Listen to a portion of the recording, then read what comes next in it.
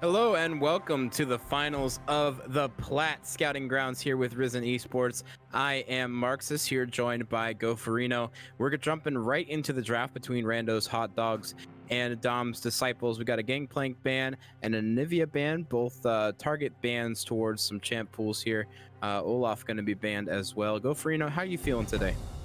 God, you ever just like wake up and you have like a really random make in you? That's kind of what happened to me all day. But hey, we're here. We're Gucci or Smoochie as taking a little bit of extra time with these bans. Some big burly men right now on the board here in that Olaf and Braum being taken off the board. Yeah, you got to ban the muscles out. You know, you don't want to get thrown around like a rag doll on the rift here. So it's interesting though to see a Braum and an Anivia ban. I'm more intrigued about the Braum ban. It may be kind of telling that they're looking to play something like Ornn top lane. But we'll see what happens. But I did not expect that ban to come out here in the first rotation. Yeah, and that is a little bit interesting to say the least. However, though, they could be knowing some inside technology that we don't happen to know of here on the desk. So, hey, let's be keeping our eyes out for that as we get through the series, with Pantheon being the last ban here. Solo lane Pantheon has been jumping up quite a bit in usage recently after the buffs, so no surprises there. Yeah, and Victor going to be locked in as that priority mid lane pick for Rando Joe's Hot Dogs.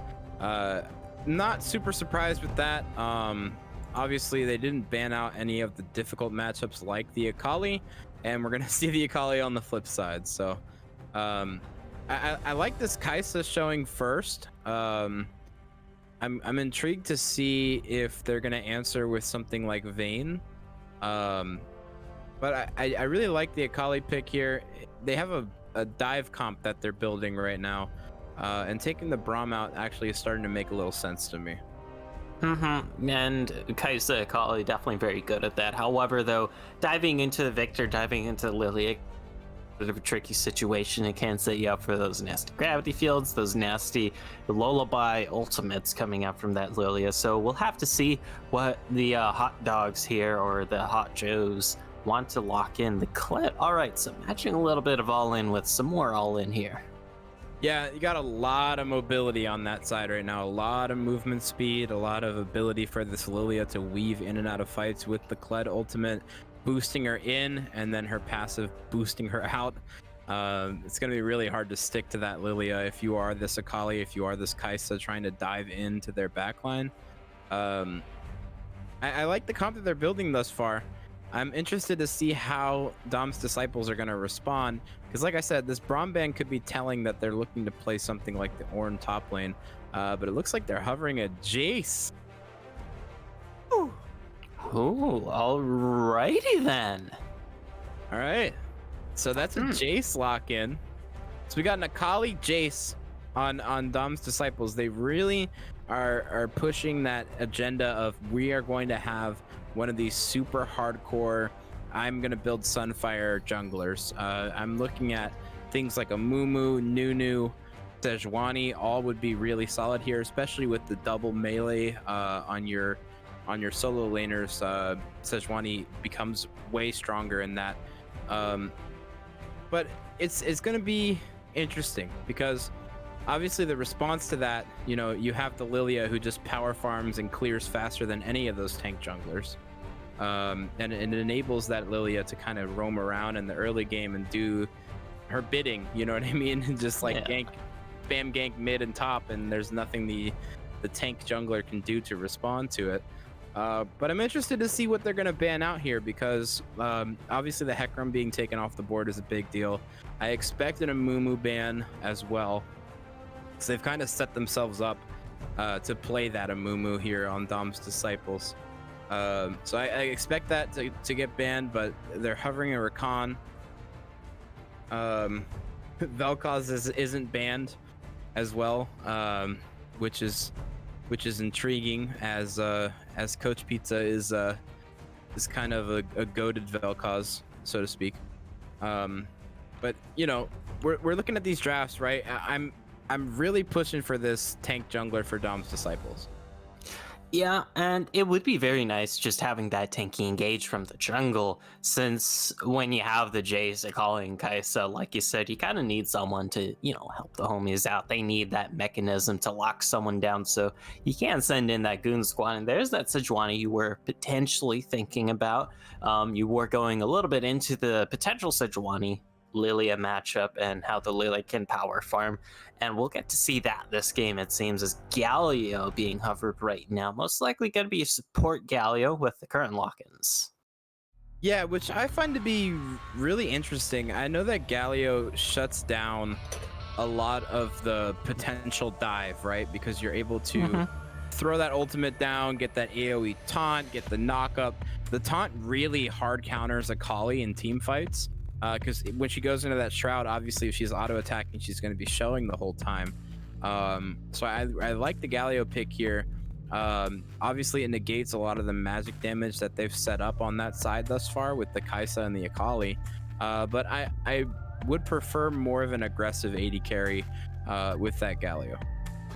Yeah, although of course, if you are going to be using the Cled Galio train here with this Rando Joe hot dog composition, maybe having the Ezreal for a little bit more self-sufficiency in that backline will be nice, because if that Galio is just playing into the enemy backline 24/7, then this Ezreal, this Victor, they're going to have to be a little bit self-sufficient as, Seraphine, League's newest edition is, okay, not newest edition, released last week, but currently being hovered here, and I have yet to see too much Seraphine at Risen, for the most part due to Risen champs not allowing her for the entirety of playoffs due to recent release. However, though, the Seraphine is fairly decent in support, has been having okay results overall, and I want to see what the Seraphine can be put to use to do this game, because you're going to be going to that Galio who does have a decent amount of pop potential on you, and you are going to have to play around that, and that's a little bit of a tricky situation here, Marxus. Yeah, the thing I do like about Seraphine, however, is she is a anti-dive champion. In essence, her capabilities with her ultimate being that kind of line that just goes straight when people are just running at you. You can negate a lot of engage with that ultimate coupled with your E, and you're able to root up and stun up basically the entire enemy team. I really like the pick here to negate that kind of Cled Galio with the Lilia spinning around them, like a Beyblade. I like the Seraphine here. I don't know if I like it into the Galio. Like you were saying, there's a lot of potential for this Galio to really have a field day into that. But in team fights, which is what Dom's Disciples is more than likely building this comp for, the Seraphine functions very well. And that's obviously like something we won't really get to see how it plays out until we get to the mid stages of the game here, because obviously we're talking a lot about team fights here, but the laning phase is of course a thing. We mentioned our concerns with that Galio potentially being able to blow up the Seraphine in lane. It's not the most hyper aggressive support by any means, but it does have a lot of burst, it does have a lot of crowd control, and Seraphine is a bit of a squishy champion, so you'll have to be quick on your toes there, Mr. Dom's Disciple. Yeah, Galio is a positional exploiter, and what I mean when I say that is if Seraphine does not position herself properly in lane and Galio is able to chain his CC onto her, she will die, and there's not a lot that she can do to counteract that. My thing is I'm interested to see if she elects to go for the barrier or the exhaust here. Obviously the exhaust would be good for Victor in team fights, but if Seraphine's within range of Victor in team fights, she's not really doing her job. But Victor does have a flash, and he can just flash onto her. But I don't know if barrier does anything for them in lane, right? So I'm interested to see what summoner optimization she goes for here. Because there definitely are options, like you mentioned. You can look towards the team fights, you can look a little bit more towards the laning phase, maybe even a cleanse, because that might help you deal with a single Galio all in, and if you're able to deal with that and then flash out and then of course drop your musical ultimate as the Seraphine, that can be a big deal. Of course, though, that's a potential what if, and I do feel like we kind of just need to look at what we have right now, because on the side of Dom's Disciples, like, they do have that very hard all-in composition with the Akali, with the Kai'Sa, with the Sejuani. Even Jace can go fairly all-in, so I'm looking towards the Rando Joe's hot dogs here for how they're going to be able to deal with this all-in here, Marxist, because that is a lot of all-in, and you're going to have to do something to deal with it. Yeah, the counter engage from them is actually relatively solid because 9 times out of 10, the Akali, the Sejuani, the Jace, they're going to be trying to burst out one of the members that they're catching with that Sejuani ultimate. And when that Sejuani ultimate is dropped, you can drop the Galio ult on top. And once Galio knocks up some people, gets some CC down, you come in with the Lilia and get an AoE sleep. I like the counter engage from them. I don't think they want to be playing on the front foot, so to speak, in team fights this game, because if they are, they're going to get exploited by this Seraphine, because Seraphine really thrives when people are trying to dive onto her team. So I'd really like for them to play the counter engage game, wait for this Sejuani to come at you, and then build around that. And I think that's their win condition here. For sure. And is gonna be definitely something to be looking out for here, like you said, to see how they deal with it, because the Seraphine does like it when the enemy team's not exactly going towards her. You like them to get in that conga line so they all get charmed up by that ultimate, and that can be quite the potent force, but there's also kind of a Khaled that can just run at you and uncrowd controllable every single fight and just completely destroy the Seraphine, unless you buy a Zonia's, in which case he won't completely destroy you for 2.5 seconds, and maybe your teammates are able to neutralize that threat, or maybe you just delay the inevitable for an extra 2.5 seconds. Who knows? Who knows? Yeah, who knows? I think I'm interested to see, but I want to ask you, Goferino, when you're looking at these two compositions, and we've laid out how we expect these team fights to play out, how we want them to play out, but who are you giving the edge to based on these comps alone? Right now, I'm feeling a little bit more for the Dom's Disciples, since it, in my opinion, is a little bit more cohesive in what it wants to do. You have this all in, you have a lot of damage, you have like this really scary skirmishing power with your solo laners, the Sejuani being able to set them up so well, the Kai'Sa being able to dive back, whereas on the other side for Rando Joe and the Hot Dogs, you don't really have as cohesive of an identity, I feel. It's by no means a bad composition. However, though, you have the Clinton Galio who just want to charge in, go ham to the Potsdam, that rhymes with ham, I guess, but they want to go giga ham, get in that back line, and then you just kind of have Ezreal, Victor, and Lilia who want to try and catch up to that, and that might be a little bit hard when they're all on like slightly different pages here. Of course, I am always willing to be wrong on the desk, and Miranda Joe's team, I mean, they do have a resident admin for a reason, so let's see what magic they can make happen with the Joe. And with that, guys, we're going to cut to just a short break for the spectator delay. You heard the predictions here. Make sure to make your predictions in chat with your Travi Bucks. And we will see you guys on the Rift in just a couple minutes. Don't go anywhere.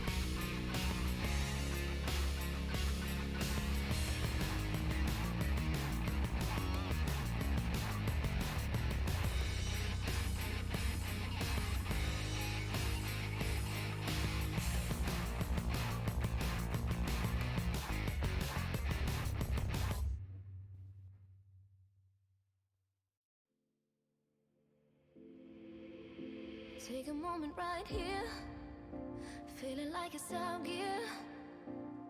Driving towards the sun with a rose and a gun. Feel the wind in my hair, going nowhere I swear. Like an outlaw on the run, dangerous but it's so fun. Running, running, no. Hold on, don't let go. Running, running, no. Keep running. Hello and welcome back to the Risen Plat Scouting Ground playoffs. This is the finals between Rando Joe's Hot Dogs and Dom's Disciples. I am Marxist, joined by Goferino. Goferino, we painted some narratives in Champ Select, and now looking onto the Rift, we did see that Seraphine taking the exhaust. What are your thoughts on how this early game is going to go? Well, it is grand finals here, and with this stack here, definitely expecting a little bit of spice here on the side of Dom's Disciples, it seems. And oh wait, that's a great laser. Tusker. And they're looking to get the counter engage as Necro and Non-Important pushing into the enemy jungle here.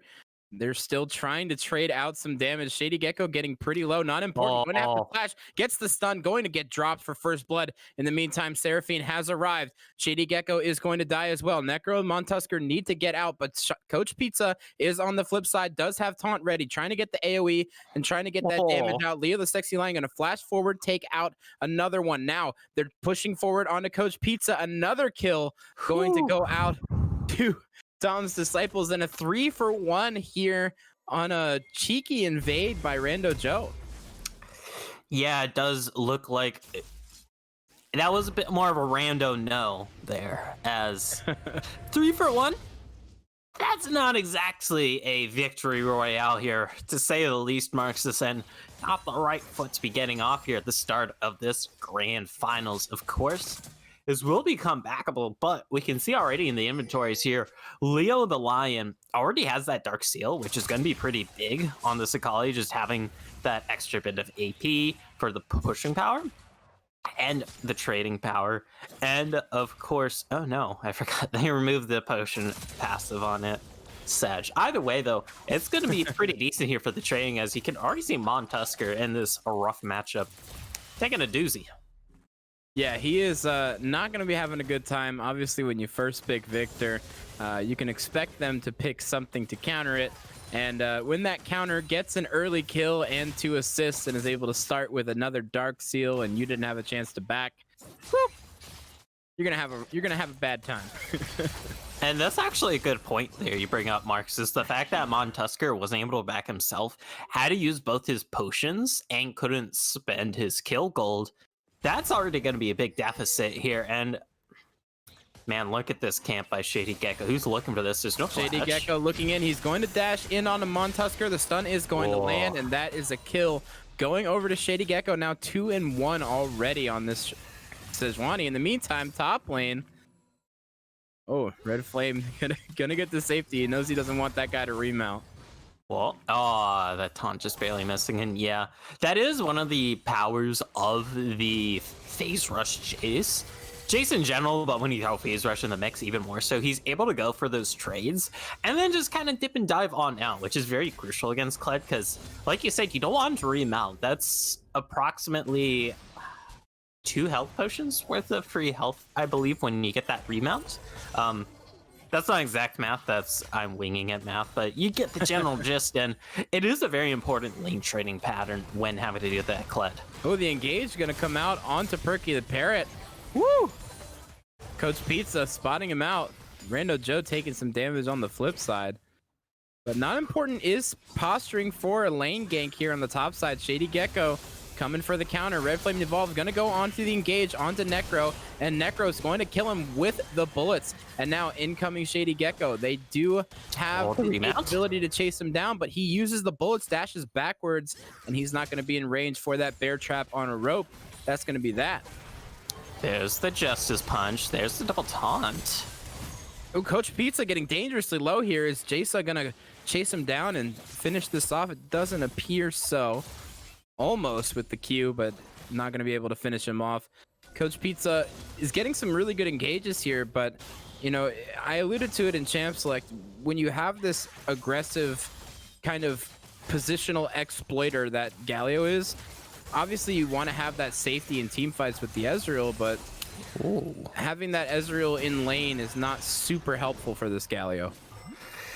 In some aspects, yes, due to the fact that minions can, of course, block that Q if you go in past side minions, and of course, Ezreal has decent burst, but needs to ramp up. Rando Joe, though, he definitely is feeling a little bit of burst there as he eats up that little melodic root coming out from Red Flame Devolve going in on the Necro here. Necro's going to fall. Red Flame Devolve with a cheeky ward, able to spot him out when he's trying to reset. And that's going to be a nice kill for the top laner here. Oof, and that's a very big pickup there in that top lane too, since Jace does need to get ahead early due to the nature of the champ. Never mind that though, Leo. Not important, looking for something onto Leo the Sexy Lion, but the E is going to get him to safety. Now looking onto this bot lane scuttle. Shady Gecko is there, however. We might see a skirmish here in just a second. No, it looks like he's going to concede that scuttle. Oof. Come on, where's the aggression? Of course, I say that in a game where we already have 7 kills by 6 minutes, but hey, you know what? It always, it's the spice of life, except it's the entertainment and content of Dusk, I guess, if I had to really force that metaphor. Either way, though, it's been chilling down a lot here in this past minute and a half, which is kind of nice. It's giving me and you some time to breathe here, at least on the Dusk marks is after very electrifying early minutes to this game, and what this quietness has been translating to is mostly just posturing around tempo control and vision control in the river towards this dragon. And I kind of like that because getting these dragons is going to be a nice thing for both these teams and can help you build up to that sole potential win con. Ooh. Red Flame Evolved is dominating these trades in the top lane now with that double longsword completed. But interesting to note, while they're posturing around this dragon, there is a teleport advantage for Necro here in the top lane. So Necro will be able to get to that dragon should they start it and potentially turn a 4v5. But no, that's just going to fall. Yeah, the Kled for Necro just way too low to teleport it in. I mean, if you teleport in as a dismounted Kled into a team fight, boy, are you in for a rough time, and not even the sandpaper type. We're talking about like super duper sandpaper. So really good heads up play there by Red Flame Evolve to just deny any potential teleports in from that Kled, and it does pay off for his team with that global objective. Yeah, and it's interesting to note as well that the team that picked these dominant solo laners, their jungler is running rampant in a matchup that we thought would have been Lilia dominated. Yeah, it does, of course, also help when there's a 3-for-1 at the level 1 point, as, oh, that is a funky, chunky monkey of a trade at the top. That is... Yes, that is one way to put it. I absolutely agree. Shady Gecko posturing around bot lane here. Lilia is also on the bot side, but Shady Gecko gonna elect to look for a reset here. The Kled ultimate is coming through, charging into under tower. That shield is going to protect him just a little bit. He has not dismounted yet. Going to drop the tower aggro, flashes forward and secures the kill, but meanwhile is going to fall to that tower damage. So a trade kill going in the top lane there. And I'm trying to think who that's going to favor in the long run, that 1-for-1. I want to say the Kled here for Necro because Jace, of course, is a very win lane, win game sort of champion, and of course, putting him a little bit further behind is always very nice. Of course, I do feel like Necro maybe could have played that a little bit better after the initial dash in, just because he jousted out of the turret's range, and he could have instead opted to force it back from Red Flame Evolved, I feel, and translate that into plates, which would have been roughly the same amount of gold as, ooh, that's a nice little dubstep rock there to get that root down onto Rando Show. Yeah, this bot lane has been relatively uneventful, but Rando Joe has built a 20 CS lead already here at 9 minutes into this game. So that's pretty significant. The fact that Coach Pizza has been able to get them zoned off of waves and exploit all their positional arrows. And that's really the the Sejuani ult's going to land onto Necro. Leo the Sexy Lion gonna ult in as well, but Not Important does get the sleep out, but is it gonna be enough? Necro is trying to remount. He's going to. In the meantime, Leo the Sexy Lion chasing down Not Important. Necro is going to get the kill. Montusker secures that for them, and now the ultimate from the Galio going to come in as well, and Coach Pizza gets himself a kill as well. And what a beautiful way of absorbing that aggression that we're talking about in Champion Select here, Marxus, because we saw the full-on engage coming out from all those players on the side of Dom's Disciples. And the fact that Rando Joe and his boys were able to survive that, cushion out through that until the cavalry came, that is a very big deal. Look at what it's netting them across the map here. It's getting them some plates. You're forcing out the Akali's teleport, and Onfroy, you're in danger here, buddy. There comes this Seraphine ultimate, and now Perky the Parrot going to ult onto Rando Joe. Coach Pizza does not have any CC available, and that's going to be that as we look top lane onto Necro. Necro in the 1v1 with Shady Gecko. That bear trap on a rope is going to land. The bullets are going to land as well. Shady Gecko does secure that kill, and he barely survives that 1v1. Oh my god, that's what being 2 levels down and in a melee range against a Kled does to a person here. Shady Gecko, like, that is playing with fire, not just like the song from Blackpink. That was legitimate fire there, because if you die there, that would have been such a bad look. It would have been such a blow to your mental, and it would affect how you play in these next and upcoming points. Maybe you show a little bit of fear where you'd show some courage, and that can be big when we're talking about the primary engage for a team. Either way, though, it does work out. He does get the Fortnite Victory Royale, and his top laner able to get a few more plates worth of gold into his pockets there. That is going to be very nice for him, because we take a quick peek at the gold here. Still a little bit down. It's not the end of the world, but like we said, you do want that Jace to get ahead, win lane, and win game. Yeah, and another interesting thing to note is I touched on the CS lead there in the bot lane. When that Galio roamed out of bot lane, Rando Joe was getting pressured off of the waves and wasn't able to maintain that CS lead that he had built. So now the gap closing there in the bot lane, and now Kaisa with a kill in her pocket, that gold is now in her favor.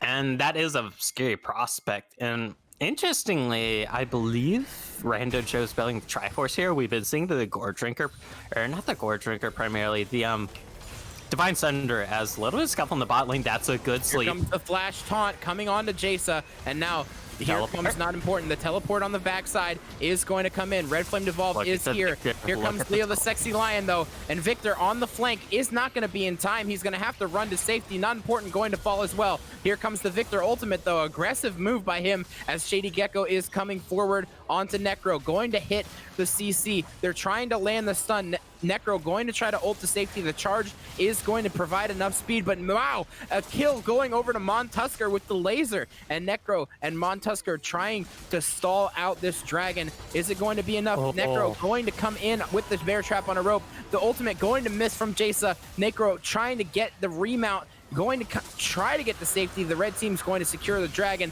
Meanwhile, Montusker trying to get this kill onto Jace, but the shields are too strong, and that is going to be a dragon and a team fight going over to Dom's Disciples.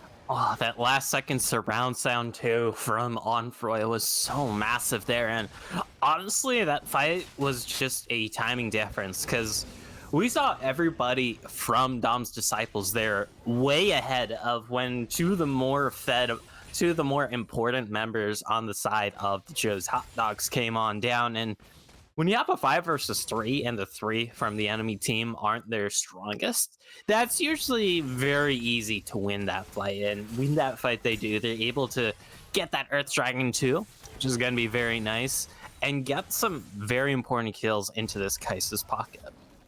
Yeah, and though Victor did pick up quite a lot in that fight, able to get himself a cozy lead over this Akali in gold. And we all know what Victor's capable of once he gets to that 2-item spike. And it's going to be interesting to see. I mean, even though they're technically down in gold, they have the gold on the right members. And that's a scary prospect. Of course, though, I mean, we will have to see, because you can't always shut someone down. It is a very easy usually if you just happen to send the goon squad their way, and both these teams certainly do have the means of picking out just one specific person and then blowing them to kingdom come. Yeah. Yeah, it is. It's going to be interesting to see how these fights play out and whether or not they can get onto this Victor. Because as we alluded to in Champ Select, when you don't have that Sejuani ult available, oh, hold that thought. Necro and Red Flame getting into a scuffle here in the top lane, but here comes some more members of Dom Disciples. Montusker is lurking as well. This could be a skirmish over this second Herald that is about to spawn here in about 10 seconds. Red Flame Devolved trying to get himself a nice tower here in the top lane, and this will be first tower going over eventually, and that is going to fall. Charge on the flip side going to come out. Red Flame Devolved is pretending to be caught out. Necro trying to get some damage. There's the ultimate from Jayce, and now he's trying to get himself out and into safety. He does flash away. Shady Gecko in the meantime trying to kite this out. Kaisa is lurking. They're gonna try and get this under tower. There's the double root from Jayce, and that's going to be a kill going over to Perky the Parrot. Perky the Parrot now stunned up. That laser going to do some significant damage to him. Red Flame Devolved does not have the HP to fight this out, but they are looking onto this Rift Herald. Montusker is alone, does have vision of all 4 members of Dom's Disciples as they look onto this Rift Herald. The Honey Fruit is going to help Red Flame evolve quite a bit here. Rando Joe all by himself in that top lane. This is going to be a second Rift Herald going over to Dom's Disciples. And once again, right before a big objective comes out, for the second time in a row, actually, we see the side of Joe's Hot Dogs. They try and go for a fight here, Marxist. They try and get that big team fight win before the objective, but Dom's Disciples just able to respond to it every time, and now this lead is starting to get a little bit noticeable. The objective lead is starting to get very noticeable with the Dragon diff, with the Tower diff, with the CS diff, with the Herald diff too. God, I don't know why I was forgetting the name of the Herald for a second there, but hey, a lot of action has been happening here in this past 30 seconds, so I'll forgive it for slipping my mind and definitely not just excusing myself.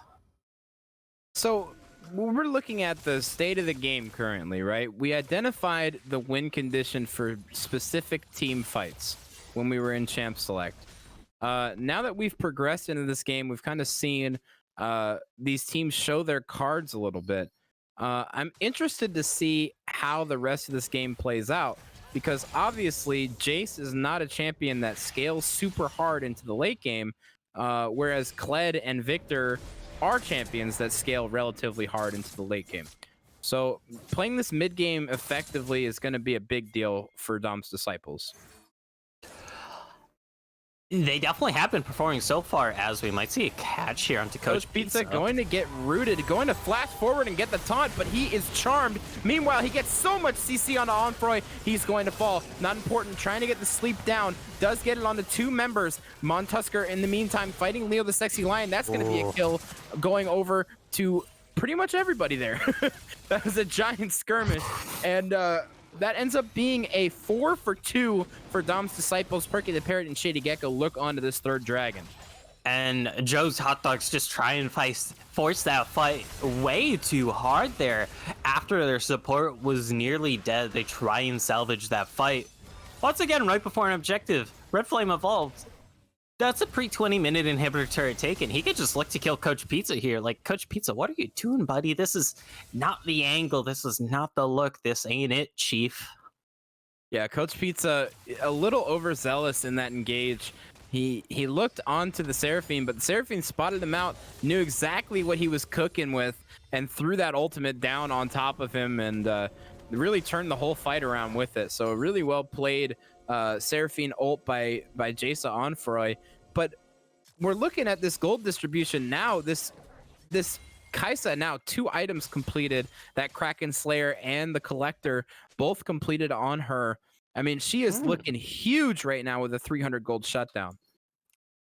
Let me check. Oh, I've not heard of the Collector second item yet on Kaisa, but yes, this is definitely big. This is massive. It is hashtag the next big thing for 2021, as that is a very scary prospect. The most hyper scaling member on the enemy team happens to have 6 of their kills. Yeah, that's a little ooka booka spooky. It's a little spooky.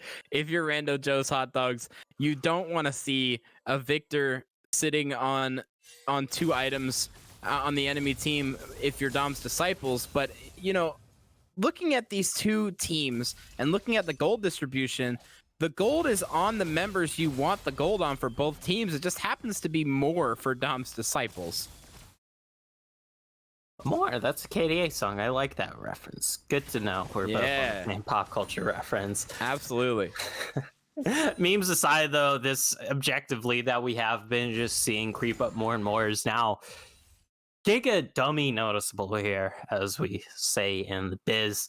Because look at the Dragon diff, look at the Tower diff, look at the Rift Herald diff. Like, that's a little bit of a yikes as Shady Gecko trying to take down one of Risen's own admins here, but is going to be spotted by a ward. See, Rando Joe is trying to repeat what we saw in Gold Scouting Grounds. Here comes the ultimate going to land onto Rando Joe. The stun coming through. Leo the Sexy Lion says goodbye. Perfect execution, going to take him out just fine. And that is a free kill. But Rando Joe trying to repeat what Risen Travis was able to do and take the Risen Scouting Grounds home as an admin. Here's the thing, though. Travis owns Risen, so he's able to write the scripts. Right. Now, I don't know what's going on behind the scenes. Ooh, the ultimate going to miss from Onfroy there. Montusker trying to get some damage out. They are going to chase this out as the E is going to land onto Not Important.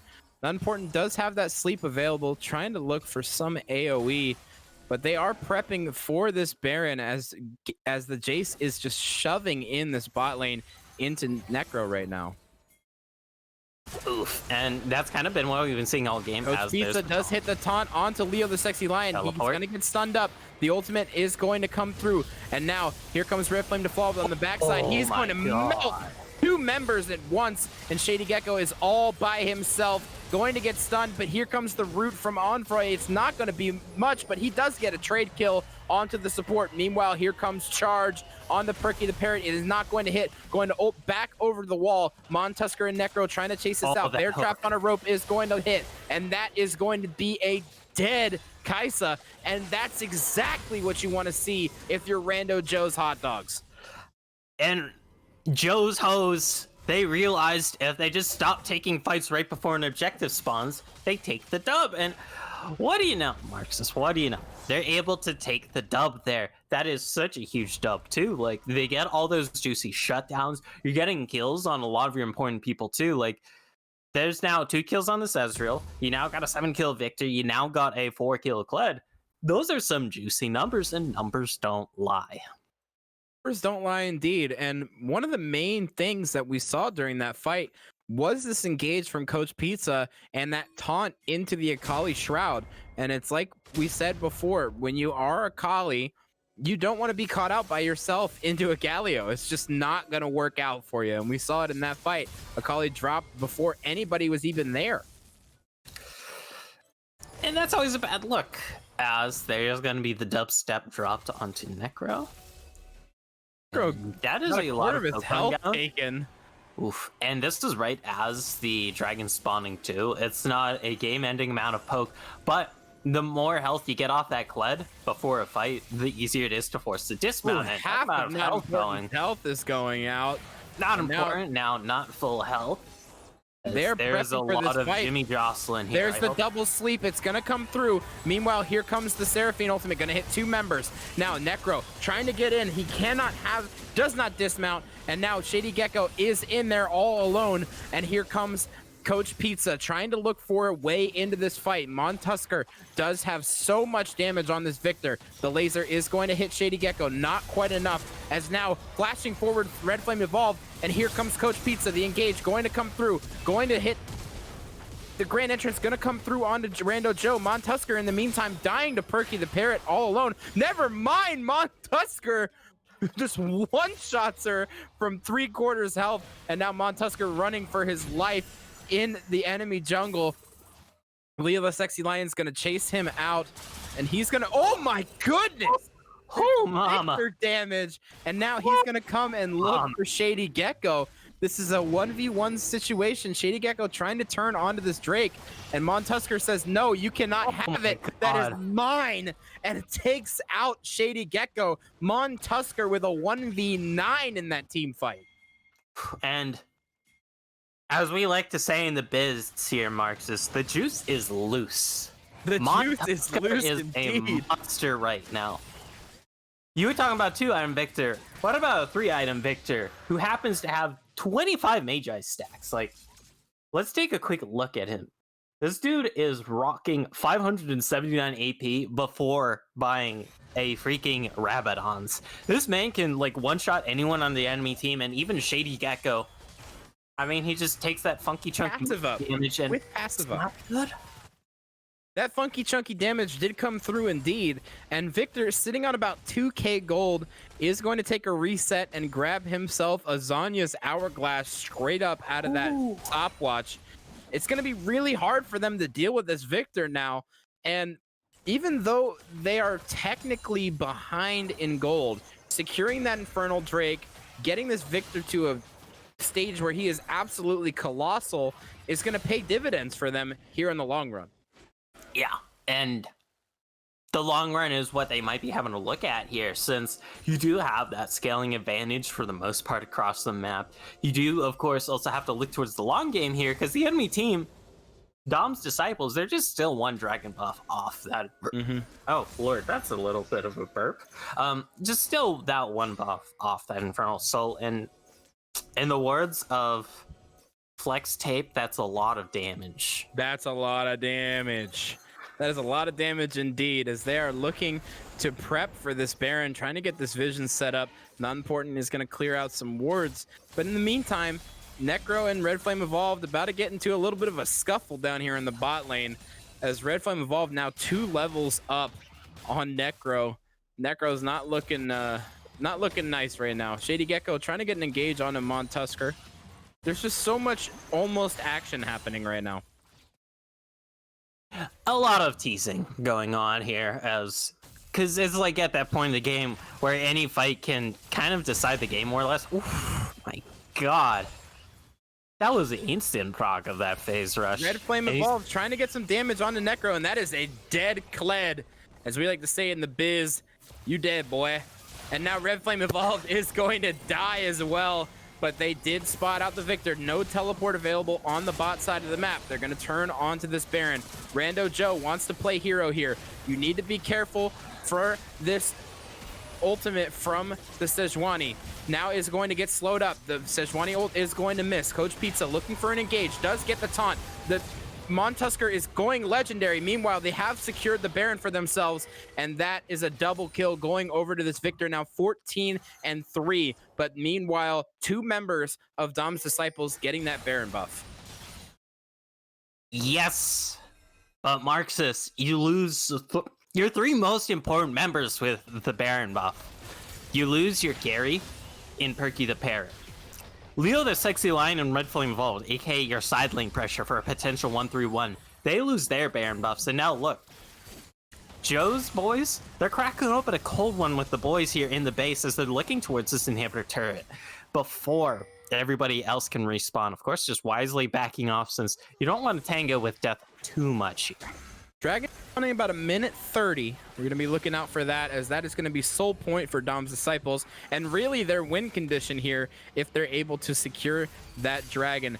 Meanwhile, they are just chunking out Shady Gecko as he roams through the jungle, and Coach Pizza is Necro going to get himself a turret in the meantime. So they are getting a lot out of this Baron fight. But it's going to be interesting to see who comes out on top during this dragon, and if Shady Gecko can get himself a smite secure. That is gonna be what we're all keeping our eyes on here, both on the desk and in the chat, because it is a little bit of a bad habit of myself, at least, where I tend to just hyper focus on dragons, because fourth one, oh my god, that's so huge, they caught the buff, but that in and of itself isn't always the biggest win con.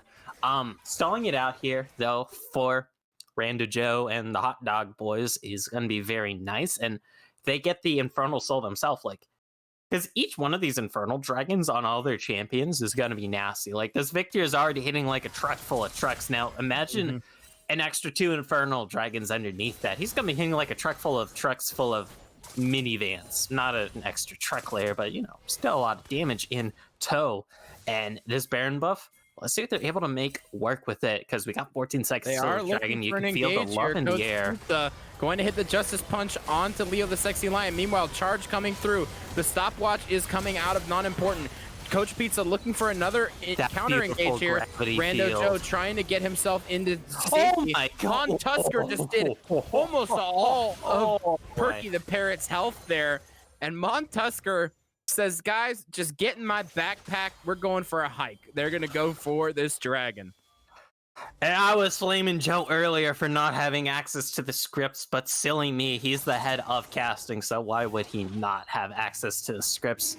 That is a huge dub here, taken off those two members. There's now only Envoy with the last Baron buff remaining, and I want to shout out Montusker there, not for the damage, but he placed down one single gravity field. Oh, Red Flame. Oh my He placed goodness. down one single gravity field that zoned off Perky the Parrot and Envoy there. Like, I am so sad we don't have replays here, because I would just be diving into how PogChamp that singular ability was in winning them the fight. Sadly, that's not the case, so we can't see it. But able to take the team fight up, able to take the Infernal Dragon, able to take that mid lane inhibitor too. Joe and the boys gotta be feeling happy. Joe and the boys got to be feeling real good. Now Joe sitting with a shutdown on himself. Almost at that 3 items for himself as well. Does have a little bit of cooldown reduction. And one of the things I want to look at here is this Jace build, right? Because we talked about how Jace is not a hyper scaling champion and built items that specifically don't really scale into the late game with the Umbral Glaive and that chainsword. For sure. This is definitely going to be a very tricky situation to move around. Of course, though, the Jace will have more than enough damage to deal with the Ezreal, to deal with the Victor, and even the Galio support here, and the Lilia, so technically he's dropping off, but he can still do the damage if you're able to get it on in. Of course, though, getting in as a Jace versus a Victor that, you know, literally 2-taps you. Yeah, it's a little rough. We take, buddy. It's a little rough. Rando Joe, Montusker, and company lurking around this top side. Not important. Trying to get a little bit of damage onto Shady Gecko. The burn gonna do a little bit here. Montusker, obviously, we want to be watching him in this team fight. Here comes the charge, and here comes the Justice Punch. The ult is going to hit 4 members, but it doesn't look like it's going to be enough, as they can't get to Montusker, and that is going to be a kill going over to them. Shady Gecko is going to fall. Their main tank is down. Meanwhile, Red Flame Evolved trying to get an inhibitor secured for himself. This may turn into a base race, and whether or not they can stall is really the question here. Necro going to dash forward onto this turret. Montusker putting out significant amounts of damage. The inhibitor is going to fall into the bot lane. Now the TP coming through. Here comes Necro going to get some damage out. Red Flame Evolved, TP comes through, but the stopwatch is going to stop him. Meanwhile, Coach Pizza getting dangerously low. They're going to need to kite this out and focus the Nexus. They will, and that is game 1 going over to Rando Joe's Hot Dogs in a comeback fashion. All right, but change the branding from Rando Joe to Montusker and the Huskies there, because this man put the team on his back this game. That was definitely a bit of an underdog situation, to say the least, but I did actually ask my dog before this game for her predictions, and she was actually predicting Rando Joe and the boys to win here. And if there's one thing my dog doesn't do, Marxus, it's miss on her predictions, and boy, did she not miss this game. Yeah, that was a really, really insane game. The fact that they fell behind and were able to get themselves back in on the back of Montusker was just absolutely massive for them. I am very impressed with their ability to stay in it and their mental. But I expect some adaptations to be made in drafting because, now that you've seen this Victor, now that you've seen what Montusker is capable of in the mid lane, maybe some adaptations. Maybe take that Braum ban away and ban out that Victor in the next one, or maybe look to pick the Victor for yourselves. But definitely don't want to see that Victor again, as he dished Oh out my god. 45k damage in that game by Oh my himself. So god. that is a Victor diff, as we like to call it in the biz. But that is going to do game one for us here at the Plat Scouting Grounds finals. We are going to be jumping into game two here in just a few, guys. So don't go anywhere. We will be right back.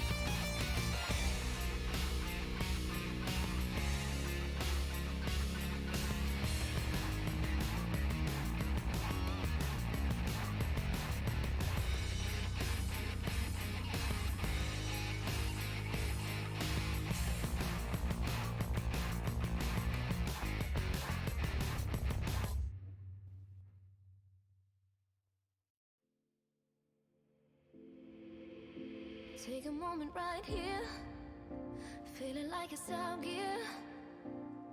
Driving towards the sun with a rose and a gun. Feel the wind in my hair, going nowhere I swear. Like an outlaw on the run, dangerous but it's so fun. Running, running, no. Hold on, don't let go. Running, running, no. Keep running.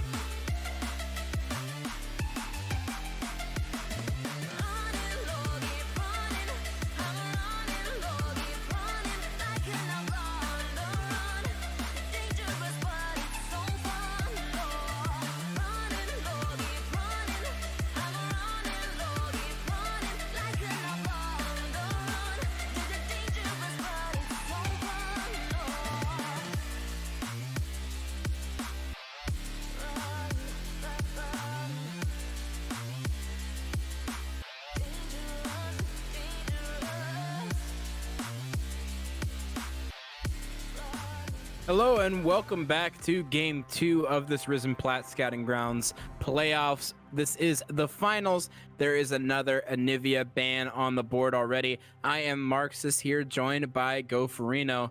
Goferino, what adaptations do you expect to see here in this draft phase? Maybe a Victor ban if we want to be very 2020 hindsighty here on the desk. Of course, so part of it's also a symptom of, well, you got this mid lane champion who can carry very well, just so massively giga-fed, and everybody on your team just gets 2-tapped by him. So, all right, yeah, there's going to be the Victor ban. I think we're going to be seeing a lot of very similar bans here throughout the rest of draft as. And Misfortune, that was banned last time around. Well, they're able to grab it this time. Yeah, nice power pick for them to secure in this bot lane, as last game we did see the Kai'Sa get ahead early and not able to translate that lead as the Victor just got too huge in that last game. But I do like the adaptation here. I like that they elected to go for the Victor ban this time around and secure a nice power pick for that bot laner as the Lucian and Leona on the flip side. Oof, and that Lucian, of course, always the potent flex pick here. Combining with a Leona, it can make for a nasty combo. That is, of course, assuming this is not a mid lane Lucian, as mid lane Lucian can be quite the nasty thing to deal with, too. So, has a little bit of mysticism here in the air, Marxus. A little Marxist mysticism, the double M combo.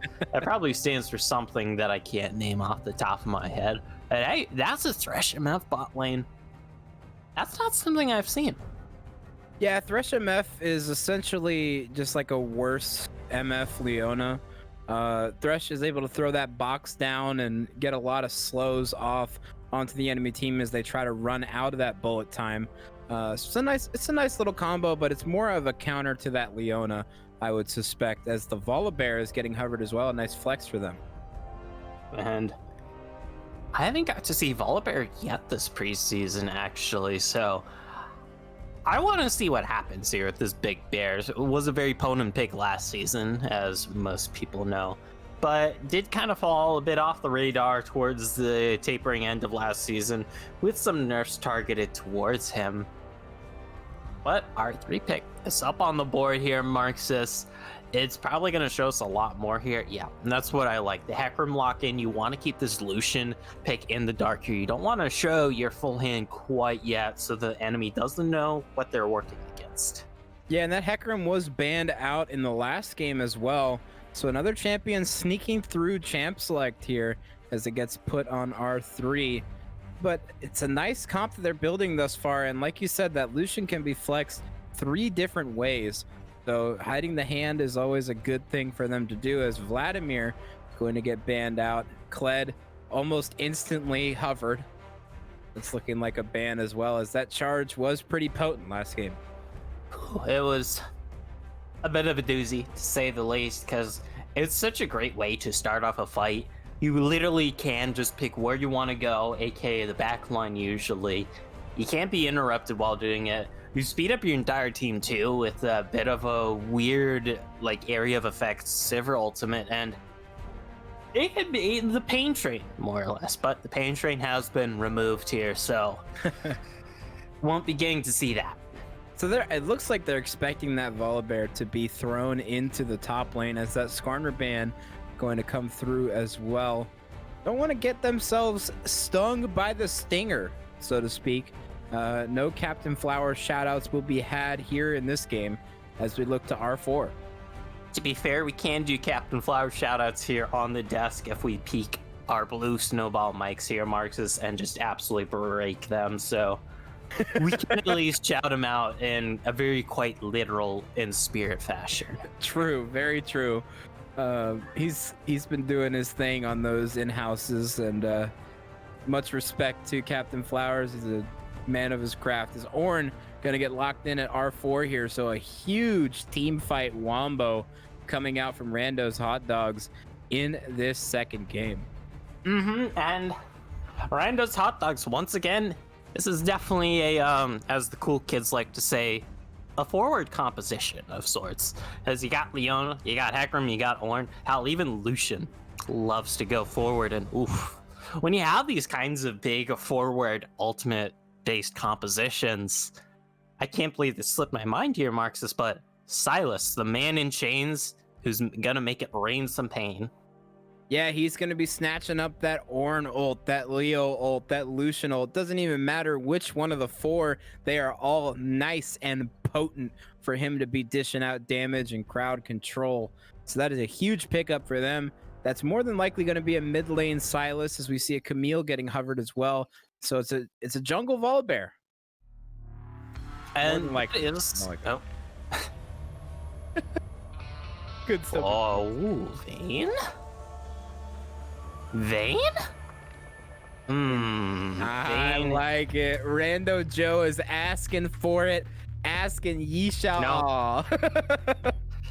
Okay, I love Vayne myself. It's just into MF Thresh. It could be a little bit of a tricky time, not to mention Vayne does have a little bit of trickiness working with the Leona, since Vayne doesn't really fit the burst profile a ton compared to Leona. Although Malzahar, not exactly the same forwardness from the rest of these team members here, but just being able to pick a guy and say, you know, whatever Malzahar says when he vomits over that ulti, like, that's like one thing, like, why has it gotta come out of his mouth like that? Like, usually you expect them to do like some weird like Kamehameha thing with like their hands like, ah, but no, Malzahar's just like, like he's ejecting void from he's screaming so hard into the void that he is creating a void underneath you. That's how hard he's screaming into the void. It is really impressive. I wish I could scream that. It'd be a show of vocal performance, so to speak. But all right, doubting your vocal performance as a caster here, buddy. That's low self-esteem. Like, buddy, have you tried putting your self-esteem in a limbo competition? I think you could win. I think I could, genuinely. But we're looking at these compositions, right? They're both very team fight oriented. Obviously, Camille, you're gonna want to be running kind of a 4-1, so to speak. It's just a matter of who's gonna match this Camille on Rando Joe's Hot Dogs, and it's looking to me right now. I mean, obviously, Ornn scales into the super tank, but when you're a walking Cho'Gath ulti on a 4-second cooldown like you are with Camille, it becomes a little difficult to deal with. So I like the Camille pick here. And that is definitely going to be a huge point here for the side of the dominate. Why am I just randomly forgetting? Dom's disciple. Like, I'm literally just casting them, and my brain's like, you know what? You know how you suck at names? Me? Yeah, brain. Yeah, just forget their name. But either way, though, with Dom's disciples, you were kind of setting up a good point here. With the Silos, with the Camille, that is very potent side lane threats here. And they're probably going to be looking to offer a lot of split push threat here once the game hits that mid to late point here, Marxus. And that's going to be so deadly. You brought it up yourself. Like, who are they going to decide to face the Camille? But then you got to decide who's going to face the Silas. Right. And odds are the Silas can be matched by Malzahar in just sheer wave clear and ability to just play really safe and not have to deal with the Silas, so to speak. But I'm worried about this Ornn into Camille. Camille just scales so hard with that Divine Sunder, with the amount of true damage that her Q is able to dish out. And it's just going to be really hard. They're going to have to send at least 2 towards this Camille when that split push becomes that potency. And obviously, on the flip side, you're looking to team fight if you are Rando Joe's Hot Dogs, and that split push really puts a knife in your side. Yeah, of course, though. Team fights are fairly easy when you are 5 versus 3 with as potent of a comp, and I know we've been harping on a lot about the split push threat here, and you said it a lot about the Camille versus Ornn matchup here, Marxus, but the Camille still has to scale to that point. She still needs about 2.5 items before she can really get her stride in that side lane, and even then, it can be a little bit dicey because the Ornn will still have kill threat into her.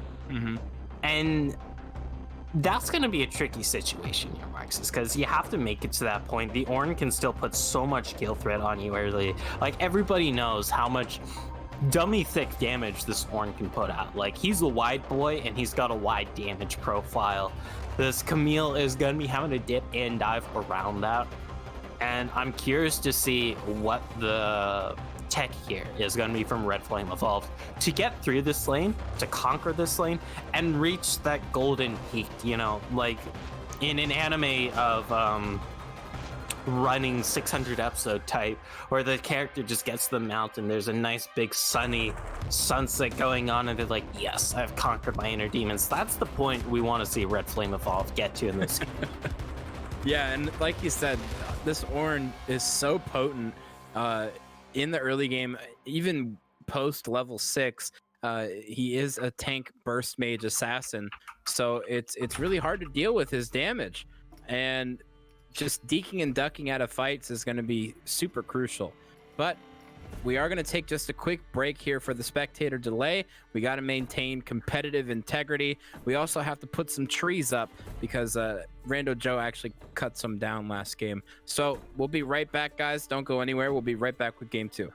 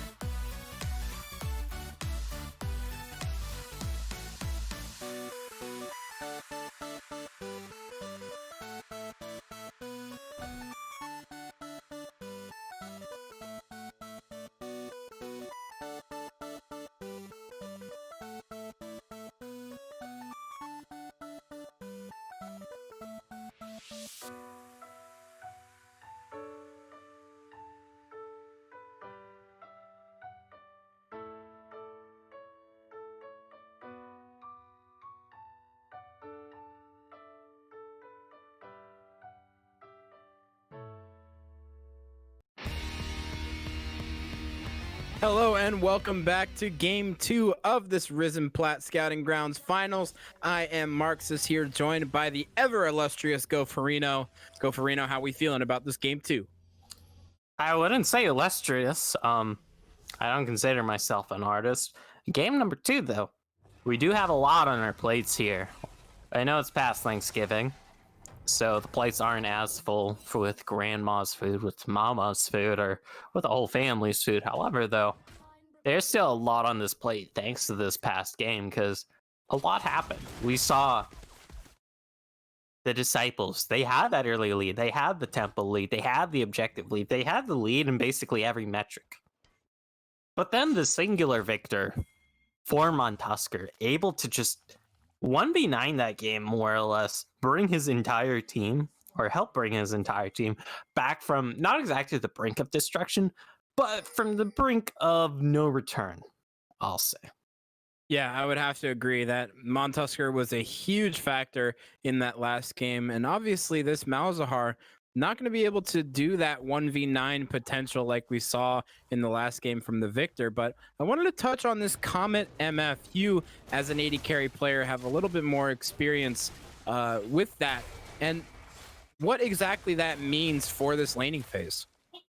So, like I was mentioning to you during the loading screen, it was a, well, okay, kind of old school thing from back when Runes Reforged was released. It is very synergistic on MF. You can press the Make It Rain and just proc it so easily. We see it right there. It plus Scorch is a hell of a combo. We even see the Tear of the Goddess start coming out from Perky Para, which is not something I have seen too often so far this patch.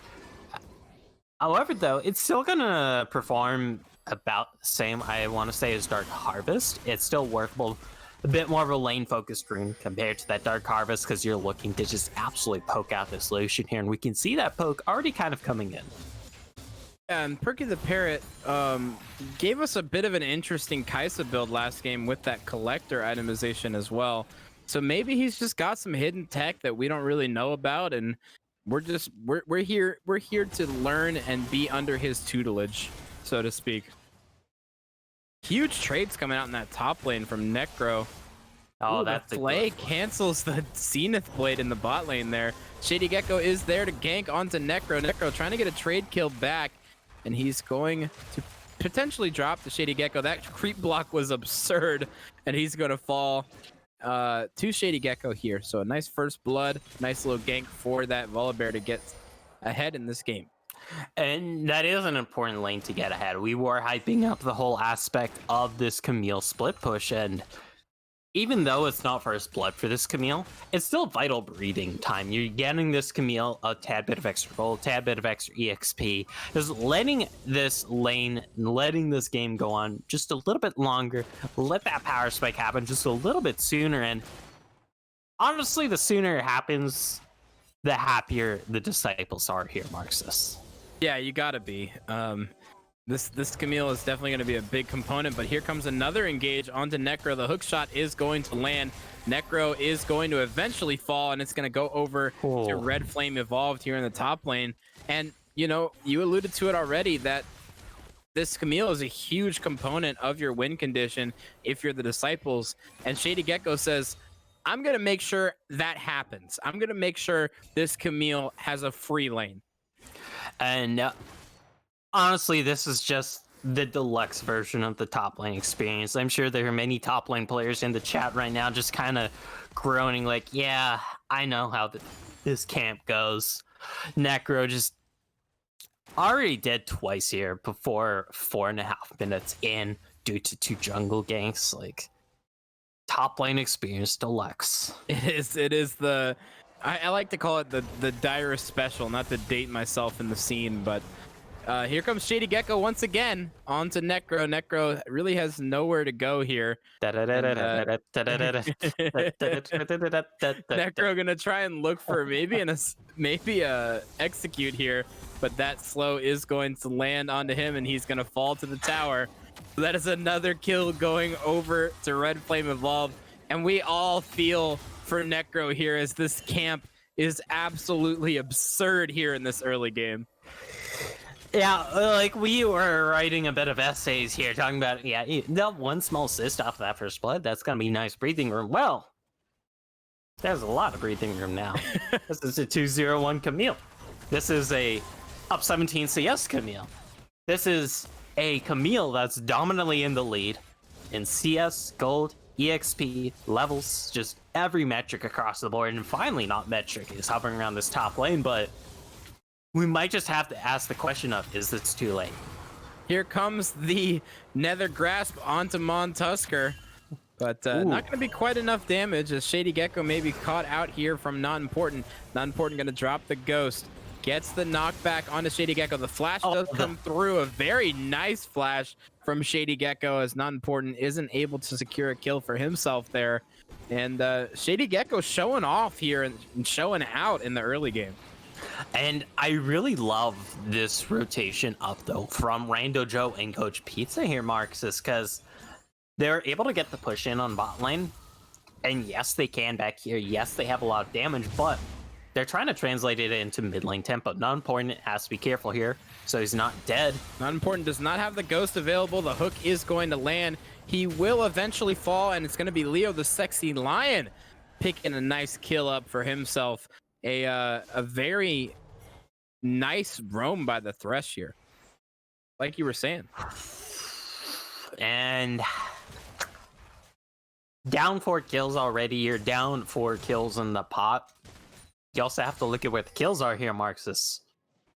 When most of them are allocated here to the solo laners. The solo laners we were hyping up about their split push threat they can put up in the late game here. Well, late game comes a lot sooner when you are up Coach these Pizza kills. It's doesn't like an know early Shady Christmas. Gecko is there, and Shady Gecko is going to come in onto Coach Pizza. Meanwhile, they are getting roamed on by Montusker. They are spotting him out on that scuttle. Coach Pizza going to get slowed. The Flay is going to land. The Zenith Blade does miss, and they're not able to get the counter engage. Now, here comes the chase. Onfroy going to get stunned, going to get suppressed, and that is a dead Thresh.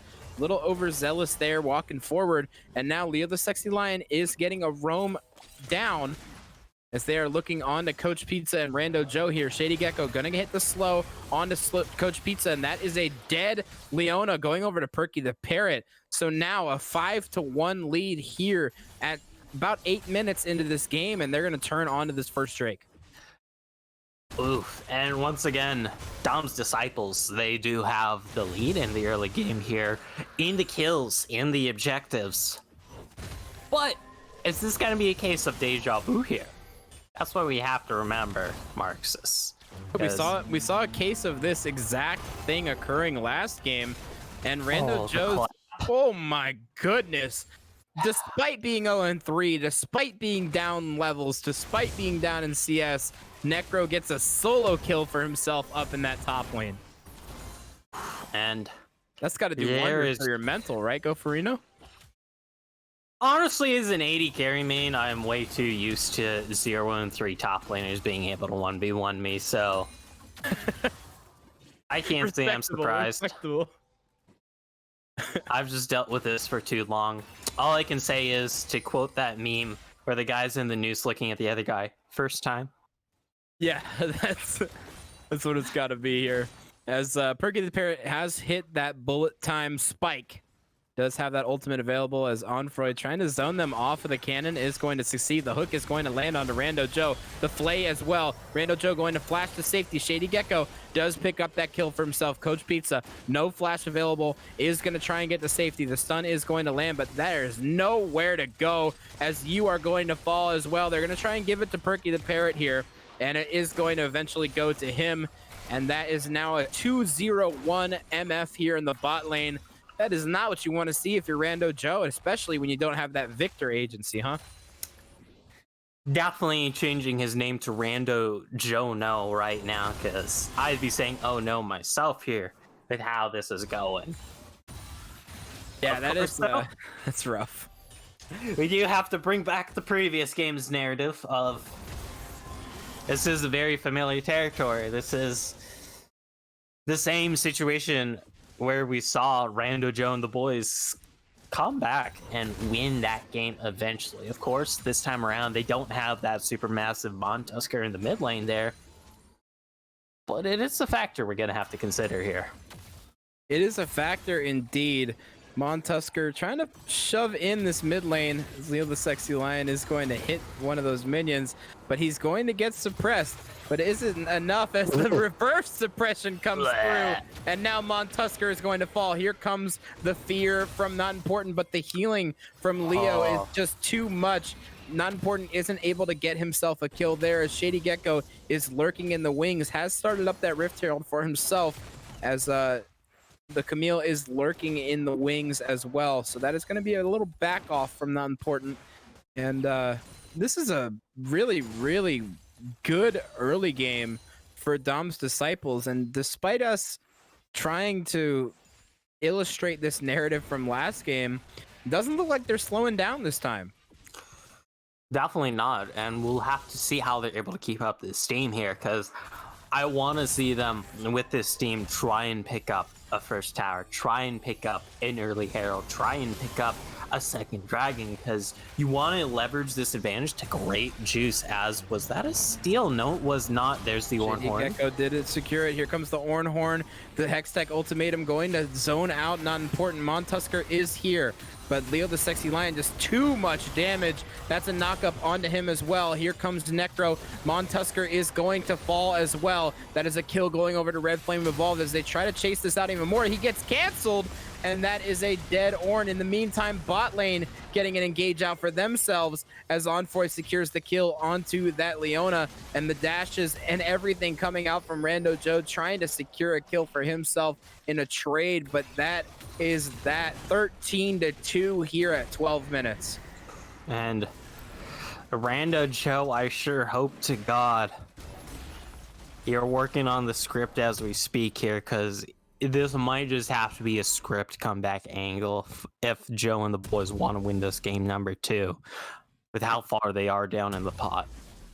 Yeah, this is honestly Shady Gecko's doing. The fact that they have this lead in the first place was just the amount of pressure that Shady Gecko has exerted in this jungle role, and he has been able to really take over this game and spread out his lead to every single lane. As you look at the gold differential, if our observer could look at that from lane to lane, there is not a single lane that is down in gold right now, including support. It is just an absolute slaughter here, as we're looking at we're at 13 minutes here into the game, and we have a 5.2k gold lead. That is unheard of. Just a little bit. It's definitely a lead. It's definitely a noticeable lead. It's definitely a funky, chunky, thick mamba jamba of a lead. But it's still comebackable here for Joe and the boys. We don't want to count them out here. Absolutely. They are going to want to get some when going here soon. They're going to want someone they can throw all their chips in on, because it's not looking like Necro in this side lane if this is how it's already going. Oh my god. Just a couple of Cho'Gath ultis from the Camille able to secure the kill onto Necro.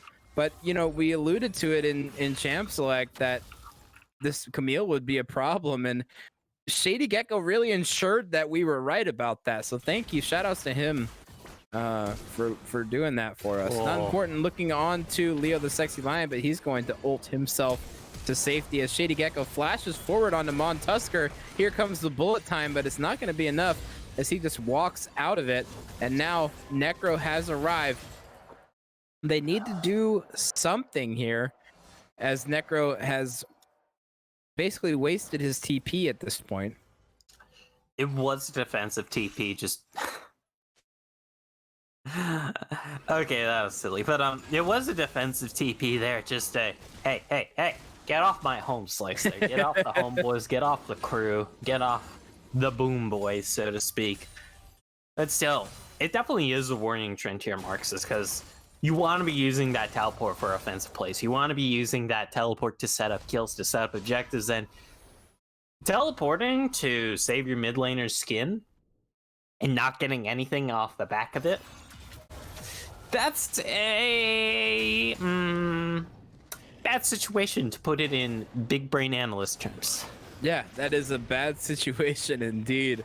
As now we're looking at this Divine Thunder being completed for not important is a nice power spike for him. The Kraken Slayer being completed for this Lucian, but is it too little, too late? We don't know, because Mon Tusker doesn't have the 2-item spike yet, and he's not able to 1v9 quite yet, right? So, are we looking at a Mon Tusker 1v9 angle for a second game in a row? That is the question, Bill Farino. And I want to confidently say it's probably not going to be a Tusker 1v9 angle here. Even though my little Pog Dog Zuki was betting on Joe and the boys to win here.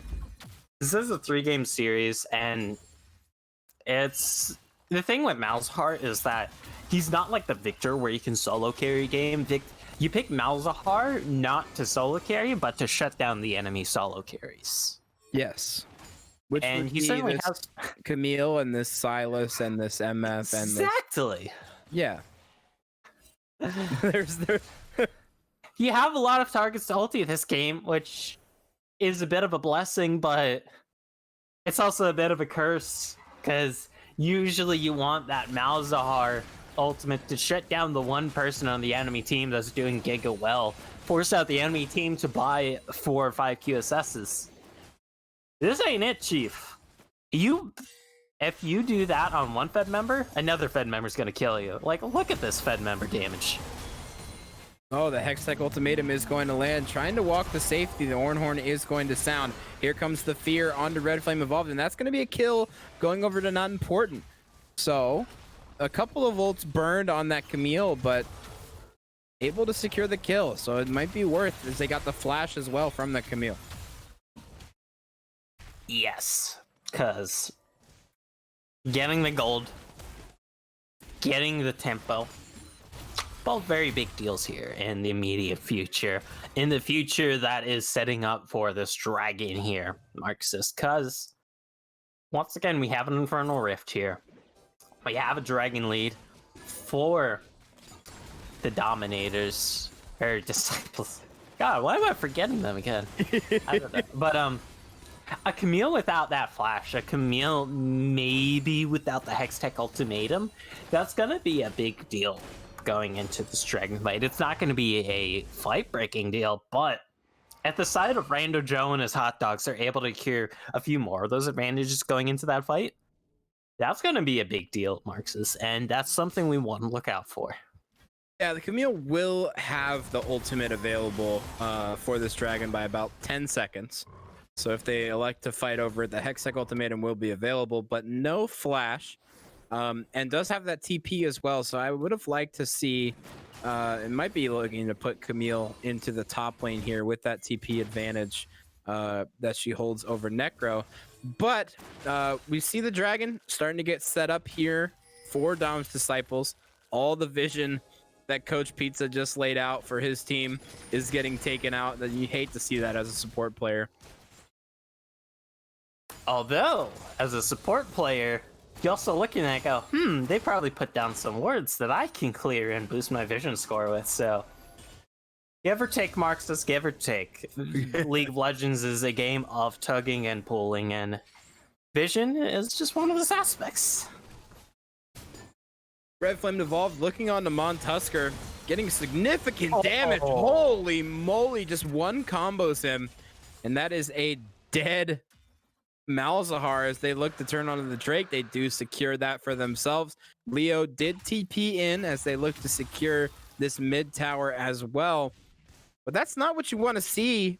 You know, this Malzahar basically dying for free to Red Flame, as now the Ornhorn is available to Leo as well here, and we're posturing around this mid lane tower, and it looks like it's gonna fall. But are they going to try and fight this? I don't think so. No, we're good. We're no fighting here. I hope to God they don't fight it. I was scared for a second there, Goferino. I was scared.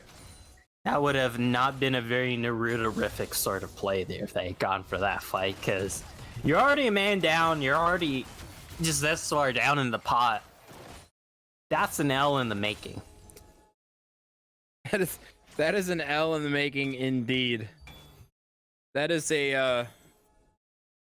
Man, this game is quickly getting out of hand, as now we have about an 8k gold lead here for Dom's Disciples, as they may have caught out Red Flame Evolve. The flash forward, and that is going to be a kill going over to Not Important here on this Hecarim. So a nice little catch out kill onto the Camille, and they're looking to take down this mid tower for it. Can they get this mid tower though? The Call to Forge God is available. And it is going to come through. Here comes the horn, and that is going to be a knockup on the Perky the Parrot, but maybe just a little early from Necro there. Here comes Not Important, and now the hook going to land, but the bullet time coming through, and that is Perky the Parrot turning that fight around for themselves as they get a nice kill onto Not Important, and now looking to pressure onto this mid tower as Shady Gecko comes forward onto Montusker. Montusker trying to get himself to safety, and it looks like he will for the time being as Leo gets some damage on a Necro. Necro, has to dash to safety. Rando Joe burning heal for him there, and now they're posturing around this mid tower. It looks like they are going to take it. This is just not what you want to see if you're Rando Joe. And after that showing of last game, after that comeback performance, you really expected a similar situation here, but this game is just getting out of hand for them. They might be able to get a pick here onto Shady Gecko. They don't have the Malefic Visions up quite yet. Or, sorry, the Nether Grasp. Remembering ability names is hard when there's 150 champions. Whew. So, all right, so we got a little lull in the action here. I want to ask you a question. I won't answer it due to legality reasons. I will use my Fifth Amendment. Okay, fair enough. All right, cool. I'm going to pose the question anyway. Okay. If you are Rando Joe's hot dogs here, what exactly is your win condition? So it's going to be a kitchen sink throwing sort of deal. You got to throw your weight out. Just try and get that one big break. A dead Malzahar. Yep. Yeah, like, do we even need to call that? Do we really need to call that? Like, did anybody expect that Malzahar to survive? Like, let's be honest, even a bronze analyst on Reddit probably could have called that. Probably. It's a bit of a mix-up. Either way, though, what isn't a mix-up, though, is this free-ass Baron. Yes, this is very, very free, as the entire enemy team is on the bot side. So, the Baron gets secured. Now you're sitting at a 10.5k gold lead here at 23 minutes in. You're sitting pretty comfortably. Pretty much, you're one team fight away from ending this whole thing at this point. And that's why I was advocating for Joe and the host to try and just go for that big YOLO swag team fight here, Marks, is because if you keep it up like this, you're gonna take the L. Why not just go out in an absolute blaze of glory? Because maybe you win that just due to the sheer surprise factor. Or you just lose like how you're probably gonna lose anyways. Here comes the Orn Horn onto Shady Gecko. They may have finally caught him out. He is going to fall. Meanwhile, Leo does have that Hecarim ultimate available. That hook is going to miss. And now we are posturing around this Drake, spawning in about 14 seconds. We're looking at Onfroy and the boys. They're all just, they're saying, we don't want this Drake. We don't need this Drake. We're going mid. The QSS does come through from Red Flame, and that's going to be that from Montusker. So a attempt to get a pick there, not realizing that he had the QSS available potentially. And now Red Flame putting so much pressure in this top lane solo. Now they're looking on to Coach Pizza. Coach Pizza's going to get stunned up. That Camille's putting out so much damage. Perky the Parrot now, the Lantern is available to him, as Onfroy is going to be looking for a hook here. They are going to peel back as now Not Important has joined. They need Shady Gecko to come in. That is their primary engage here. They're going to be looking on to this red buff. And that's going to be that for this push right now. You phrase that like that's a small thing here, Mark. Just like that's an inhibitor. That's two inhibitor turrets. The window, if there even is one, is shrinking for Joe and the boys here. Okay, Red Flame Evolved getting some more trade damage onto Coach Pizza there, as now they're posturing for this top lane inhibitor as well. Shady Gecko putting himself in position to stun Rando Joe, but dashes to safety. They're just putting so much pressure with this Baron. And now here comes the Horn. Shady Gecko may be out of position, going to ult on top of the Ornn, gets that Lantern back to safety. Here comes the bullet time, not onto any targets, but does get thrown back in, as now Red Flame Evolved has been slain. Now we're walking forward onto the enemies. Then Perky the Parrot gonna get silenced out. Rando Joe may die to the burn, he will, and that's another kill going over to Perky the Parrot here, as Montusker is going to fall as well. That's a triple kill. Perky the Parrot with this Mura mana on this MF has secured himself a kill, and it looks like that's going to be that for this game. Go for Reno, a decisive game 2 for Dom's Disciples, and they're able to get the lead this time around. They're able to end it on out without a pesky giga-fed min laner just one-shotting everyone on their team. And Joe and the boys, they might just have to break out Old Faithful here, Old Reliable, the SpongeBob meme where he opens the box, but instead of a spatula, it's Victor. Yeah, you may have to see if Victor gets through draft here in this game 3, but we take a look at this damage graph. I mean, it really tells the story. Once again, Montusker doing his best to try and keep his team in the game, but just too much damage from the solo laners in compilation with this misfortune, and there's just not a lot you can do. I mean, this game just really got out of hand in the mid game, going from like the 16-minute mark forward. It just wasn't there for Rando Joe's Hot Dogs. We want to see some adjustments from them going into game 3, but that's going to be that for us for game 2, as we will be going into draft here for game 3 in just a minute, guys. Don't go anywhere. We'll be right back.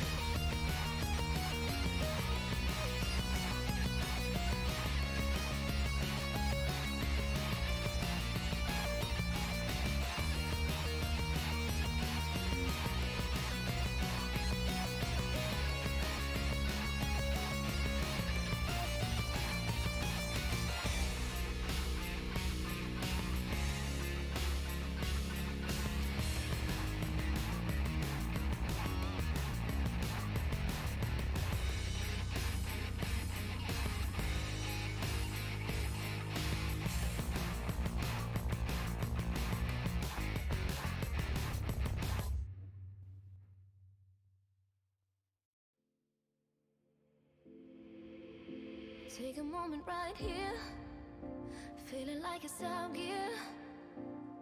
Driving towards the sun with a rose and a gun. Feel the wind in my hair, going nowhere I swear. Like an outlaw on the run, dangerous but it's so fun. Running, running, no. Hold on, don't let go. Hello and welcome back to Game 2 of this Risen Plat Scouting Grounds Finals. I am Marxist, joined by Goferino. Goferino, we already have these bands coming out quickly. The Victor Anivia Pantheon, the Gangplank Olaf MF. So the MF not getting through for this Game 3. The Victor as well not getting through. What do we expect to see from Rando Joe's mid laner in this game? I want to see some damage. I want to see some carry potential. There are a lot of champions that can do that. And you got the cream of the crop. Lilia, not one of those champions. And okay, all right. Now that's a vouchable champion. I can definitely give that one a lot of vouch bucks, a lot of exposure bucks on the Twitter. Yeah, that is a good champion. It is a good flex champion. So you can't go wrong, right? It is a first pick Lucian is never a bad idea. As we see what Dom's Disciples is going to respond with here. The Caitlyn, the Jhin, both being hovered here. We're going to see which one they like to go with. And it's going to be Jhin for the first time this series, as it's gotten through pick bans all 3 games, and now finally getting picked here in this Game 3. And Jhin did fall in priority a bit this patch, just due to the item nerfs of all the items he wanted to get, and then he suffered that direct nerf, and then the itemization of the champions he typically faces got buffed. So having a little bit of a harder time this patch. Of course though, still a great blind pick, and it's going to be combined with that Volibear that we saw work out so well last game here on Dom's Disciples for our boy and yours, Mr. Shady Gecko. Yeah, Shady Gecko performed incredibly well on this Volibear. Could still be a flex pick for Red Flame there in the top lane, as the Lilia gonna get hovered here, but it's a Lee Sin pick here in Game 3. I like that quite a bit in this Game 3, putting a little bit of mechanics on display from Rando Joe's Hot Dogs. And Lee Sin is that classic skill check champion in the jungle. You pick him because you have that hashtag yellow and hashtag swag. You know you're better than the enemy player, and you know you can put them in their place and end the game before they can even react. So I want to see the bravado come out. I want to see the swagger come out here because not important. Well, he's been a bit of a not important, a bit of a non-factor so far this series. Getting out jungled, out ganked, just out everything by Shady Gecko. Yeah, he has been incredibly non-existent here in 2 games. As you know, in the first game, didn't get a single kill on Lilia, and then in the second game, obviously it was the Shady Gecko gap, and now we see the Seraphine getting locked in once again. I liked it the last time. I like it still this time. It's not as good with that Braum being locked in, but still a very potent pick for them. And assuming this is once again a Lucian going into the bot lane, the fact that you have Jhin Seraphine, you're going to be able to outrange that Lucian like hella. Mhm. Like hella. Like hella. Hella, dude. Like hella. But it's going to be a big range difference here. And the Lucian Braum, while it is a very potent combo, everybody knows how the Lucian passive synergizes with the Braum passive. Both of them are relatively shortest range champions outside of their ultimates here. And you're really going to have to go aggressive here in the lane. Maybe look for a Lee Sin gank even, because you want to put this Jhin and Seraphine behind. You want to get this Jhin and Seraphine to blow their flashes here, and then just kill them over and over. Yeah, that's really the end game, right? You want to blow this Seraphine's flash and then just exploit the fact that she is one of the squishiest champions in the game on repeat with that Lucian Braum combo. We see the Jace and the Galio getting banned out here as well, so we don't want to see the repeat of the Galio combo, especially with that Lee Sin able to get himself in the middle of a team. Kale, another solid ban, as that champion is incredibly balanced. Oh, it shifted to Orianna. That is an Orianna ban, folks. Thank you, ProDraft. I don't know what we would do without you and constantly bugging. It's not like OBS was enough. Oh no, ProDraft has got to get our back too. Issues here. I know there is a certain someone in the chat, a fan of mine, I'm a fan of him too, that gets memed on a lot by OBS and by ProDraft, so it's probably going to be dropping a comment here soon. But Orianna, very safe mid laner, and I kind of like that was taken away because you do have that Lee Sin for delivery. It does give you a lot of that utility. Lysandra, now this is juicy and Lucy. Yeah, I like the Lysandra here. You get a lot of lockdown onto that Lucian, who right now is that prio kind of target. And when you get that Lysandra ultimate down onto him and chain that with some Jhin CC, it's a nice pick potential there for them, as the Morgana going to get hovered as well. So that might be a nice counter into that Lysandra in the mid lane. If it is a mid lane Morgana, because top lane Morgana is technically a thing if you want to get... Okay. I don't have to bring up that point anymore. Makes my job a lot easier. You're top lane main, so I'm pretty sure you have a few choice words to say about Alawi, a few non-stream friendly words to say about Alawi, because she definitely has a bit of a repertoire. I want to say I casted the Gold Scouting Grounds finals as well, and in that finals game we saw an Alawi pull off a 1v4 triple kill. I'm not saying that could happen this game, but I am saying that could happen this game. Because Alawi is really balanced, by the way, like really balanced.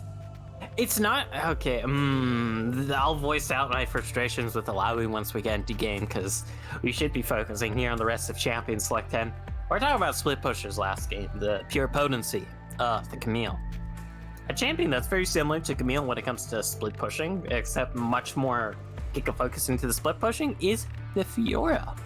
And she can take over games, but she can also fall flat on her face.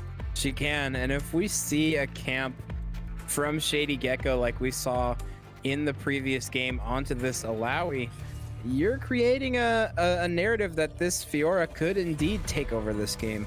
And it doesn't matter if Alawi gets behind, however. It's not the same as if Ornn, right? Because Ornn is able to team fight. Ornn is able to still be really, really useful in a team fight despite being behind because of the amount of CC that he offers. Well, Alawi, she can flash in and ult and try and do a bunch of damage, but if she doesn't have the stats to back it up, she's just going to die immediately.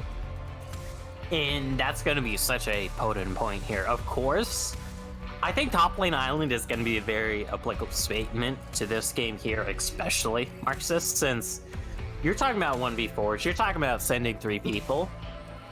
But I think these top laners, they're going to be fine more or less just kind of split pushing for most of this game, looking for the 1 versus 1s, because Alawi and Fiora, they aren't exactly like team fight McGee's. They aren't like the Maokais or the Scions. You're like, you know what, I'm teleporting in, I'm starting off this fight. They're like, nah, I'm going to split push, garner advantage, and then I'll TP into a team fight that I can clean up.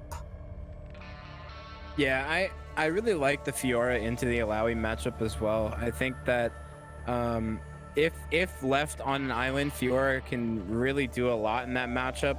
It's not great for Alawi because obviously when you hit that parry on the Alawi E, there's just nothing Alawi can do against the Fiora at that point. But I do like the one thing that I'm concerned about for Rando Joe's Hot Dogs here, and we can harp on this all we want, but they have a significant lack of damage, of sustained late game damage on their composition. And what damage they do have, which is primarily going to be an illusion, is going to be very short range and hard to execute when you look at the enemy team here, because illusion does not want to be in close range against a Volibear, against the Lissandra, against a Fiora. Hell, you don't even have to be in close range to worry about the Lissandra, Seraphine, or Jhin even to catch you out. So, Rando Joe is going to have a lot of the weight of the world on his shoulders this game. This is going to be the Atlas carry game where you're having to hoist up the entirety of the world here, and Joe is definitely setting up a narrative for himself here with the script writing he's done so far. Joe is saying, hey, my mid laner 1v9 the first game, well, I'm gonna put it on my shoulders here in game 3. I'm gonna Bjergsen this game 3 and put the whole game on my back, and we're gonna see if Rando Joe is able to execute that here.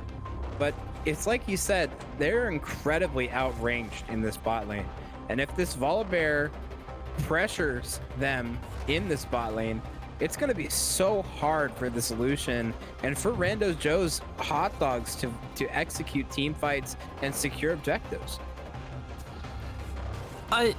They can make it work here because you do have the Lee Sin, you do have the Morgana, 2 very potent big champions, thanks to their Qs, thanks to their ultimates, and maybe Joe and the boys just look to take out 1 or 2 people here before that objective spawns here, Marxist, and then just win the pursuing 5 versus 3.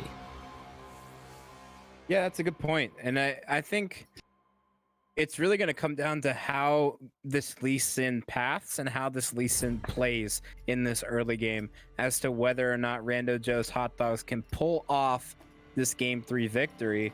But I certainly like the executability. Is that a word? The ability to execute. By a thesaurus, I'm too lazy to think right now. I think that Dom's Disciples composition is just far easier to execute than Rando Joe's Hot Dogs here, and for that reason, I favor them based on comps alone. But we'll see what happens here as we go into game 3. Guys, we have to wait just a few minutes for the spectator delay to maintain competitive integrity. I need to dig some holes in the river as they were really torn up in that last game around the Dragon Pit. So we will be right back, guys, with game 3. Don't go anywhere.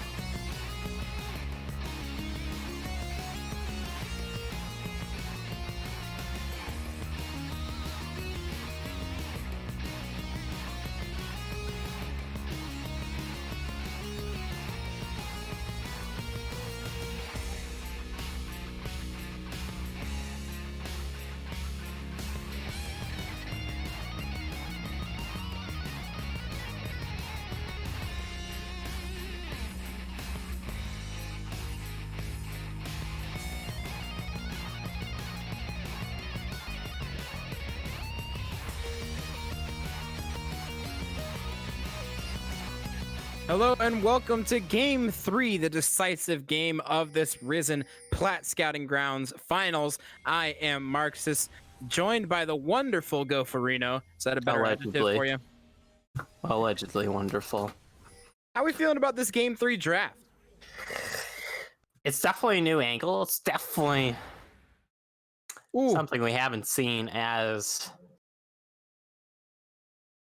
It's hard to make sense of them because I feel like both these drafts are kind of a little bit all over the place, but I will agree that Dom's Disciples, it feels like their draft is just a little bit better as my dog is scurrying over my iPad. I used to take notes, so let me just reopen my notes application on that while you yabber on, Marxus. okay, I'm going to yabber quite a bit here. As, It doesn't have to be long.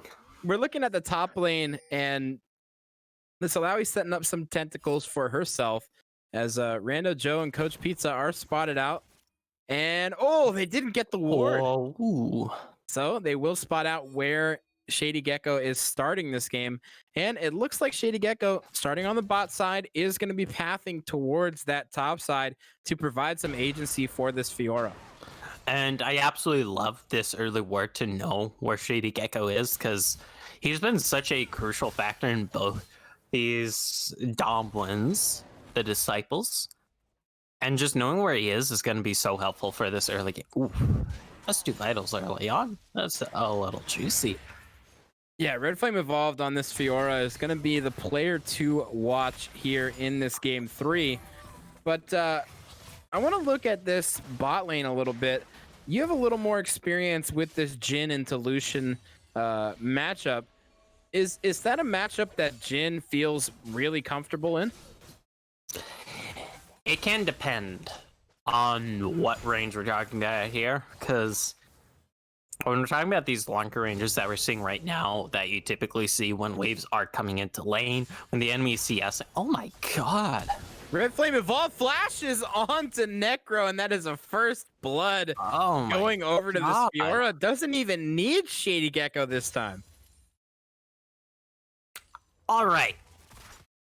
Hey, if you thought Camille could snowball hard when it comes to side laning snowball or side laning split push matchups, Fiora is like that, but more.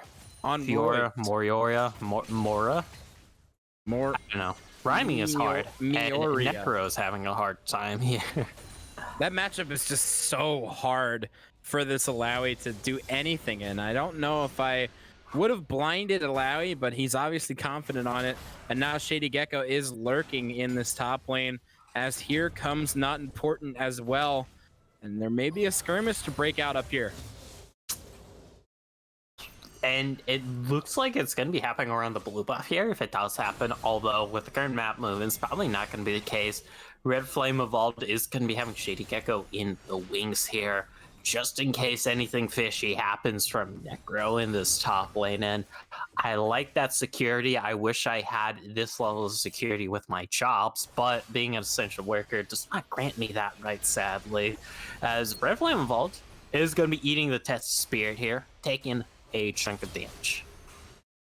And does not kill the spirit, however, so the extra tentacles aren't going to be spawning here as Red Flame Evolved trying to get some trade damage back onto Necro. Oh, That time does kill the spirit. The slow is going to come through. Red Flame Evolved with no flash available. I'd like to see this Lee Sin posture around him, but is on the bot side clearing some camps.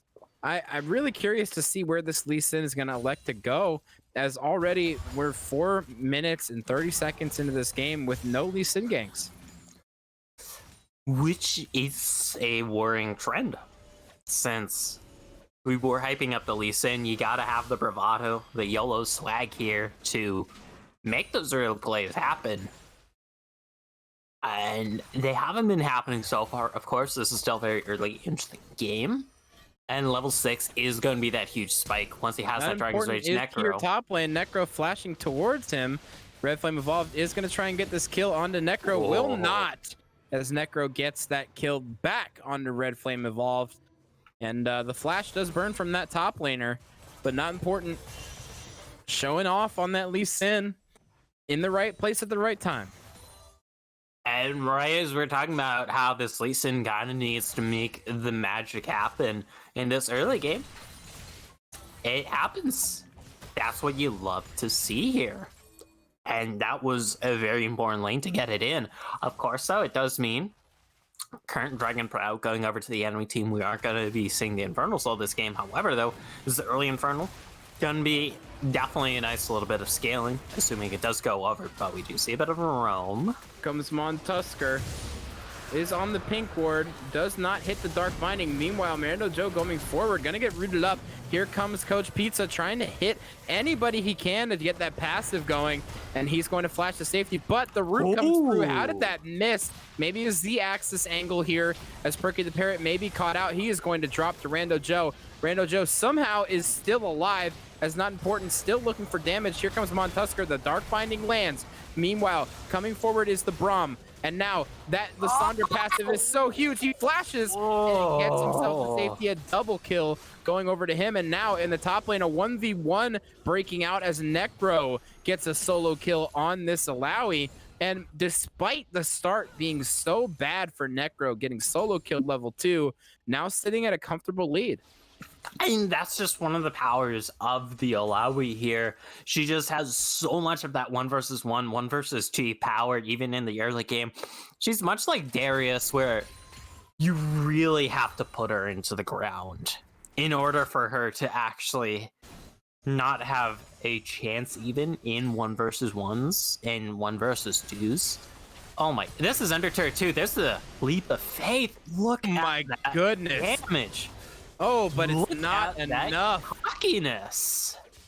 That is Necro saying, I'm going to kill you. And Red Flame Evolved saying, no, no, no, not today. No. Yeah, that was Necro just got a little too cocky there for his own good. To put it in nicer terms, not important is in top lane, but there's a Fiora ulti available. Yeah, she does have that ult available to her as she's going to try and kite this out. One more vital to take. The Q is available, is going to land it, and that is a dead Lee Sin. Not important. That is not what you want to be doing here in that top lane. And not important, just... you really hate to see that, because you're giving a kill to Fiora. You can't hyperscale and 1 versus 1 anyone in the late game. You're dying as Lee Sin, who has to get ahead early, and any sort of L Lee Sin takes in the early game is just magnified so much more. So the fact that he's 0, 2, and 3 in this Lee Sin, that's not what you want to see, and it's not paying off enough in the lanes, as that's a good double root. Here comes the big bear. Shady Gecko, the ultimate is available, does not cancel that tower, however. They're going to get some damage onto Coach Pizza. Here comes the curtain call. He's going to hit these shots onto Coach Pizza and eventually takes him down. Perky the Parrot does have 4th shot available, does not have flash, however, as here comes Montusker to try and get some cleanup damage. The slow not going to land. It's going to get spell shielded. Here comes the Soul Shackles onto 2 members here. The double stun, not important, gets a kill for himself. He goes in, does try to get the kill onto Perky the Parrot, but not going to secure it. It does get the double kill onto the Volibear, but meanwhile, Perky the Parrot picking up a trade kill onto that Lee Sin. And all in all, it's a win for Rando Joe's. And this is quite the back and forth game so far here, Marxus, because we've been seeing Dom's Disciples just climb to the lead in the early game every time around, and sure, they have the same general objective lead they've had these previous few games, but every other metric is completely even here. So I want to see how this game is going to shape up now that we're going to have that even playing ground coming into this mid game. To see how this game plays out, because like we said, many of the games that have transpired thus far have been Dom early, and you know, obviously in the first game Rando Joe's was able to come back off the back of the ridiculous play from Montusker, but the fact that Rando Joe and his hot dogs are even here in this early game is a real teller to how this game might progress, because, you know, we don't know how Doms is going to respond to being in this position. But Joe and his boys, they're going to have to get a lead here, because to say this is a mismatch, a wonky wash of a comp, is to undersell it. Like, I am trying to still wrap my head around how this comp's gonna realistically function come the late game, and it's looking kind of weird. Montusker with no flash. The ultimate, though, is going to land, and now Montusker does not hit the Soul Shackles. The root is going to hit onto Not Important. He's going to flash to safety. Coach Pizza is here. Does have Glacial Fissure available, but not going to look for it. As Not Important, there was just reverse synergy with him and Montusker there. I would say that, yes. Oh, there's the curtain call. There's the volleyball. Here comes the curtain call, and now Rando Joe may be in a rough position here. The root going to land, and that is a kill going over to Shady Gecko. And now Shady Gecko at 2-2 and 3 here on this Volibear, looking just as good as he did in game 2. He's looking thick and he's looking good here, because that's a scary thing as, oh, this top lane, it's getting feisty, as that's another Test of Spirit landing. Quite possibly one of the most frustrating abilities in the game if I were to put it in nice terms for the stream and very digestible terms, but either way, this Test of Spirit has been coming out time and time again onto Red Flame Evolved, and it's starting to add up here. Yeah, the Test of Spirit is going to come out once again, and Red Flame Evolved is dangerously low here. And another slam is going to land onto him, and now they're going to secure the Drake for themselves, as now here comes the Seraphine ultimate going to land. There's Lysandra ult as well, and Shady Gecko with the Wombo on top. Woo! That is 2 kills going over to Dom's Disciples for basically nothing.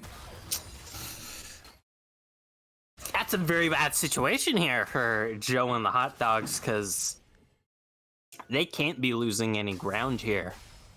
And that's kind of what's happening here, but they do at least get that first tower in the top lane, so silver lining, I guess. Lining indeed, but they're losing so much here on the bot side. This tower will be falling here in the next 5 or so minutes, and I want to touch a little bit on the fact that they haven't really gotten this bot lane going, and there hasn't been much pressure here at all for Rando Joe. Yeah. Sadly, you think the script writer would have wrote that part in to garner that, but who knows? But who knows indeed.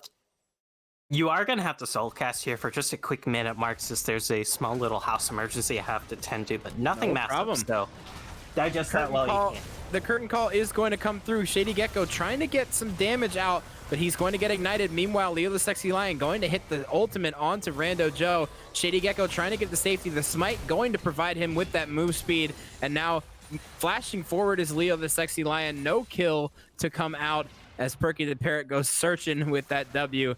But this is going to be a bot tower falling for Dom and his disciples. And now we're looking at this top lane matchup, and we see that this Illaoi and this Fiora are duking it out. Illaoi coming out majorly, but meanwhile, not important, engaging on to Shady Gecko.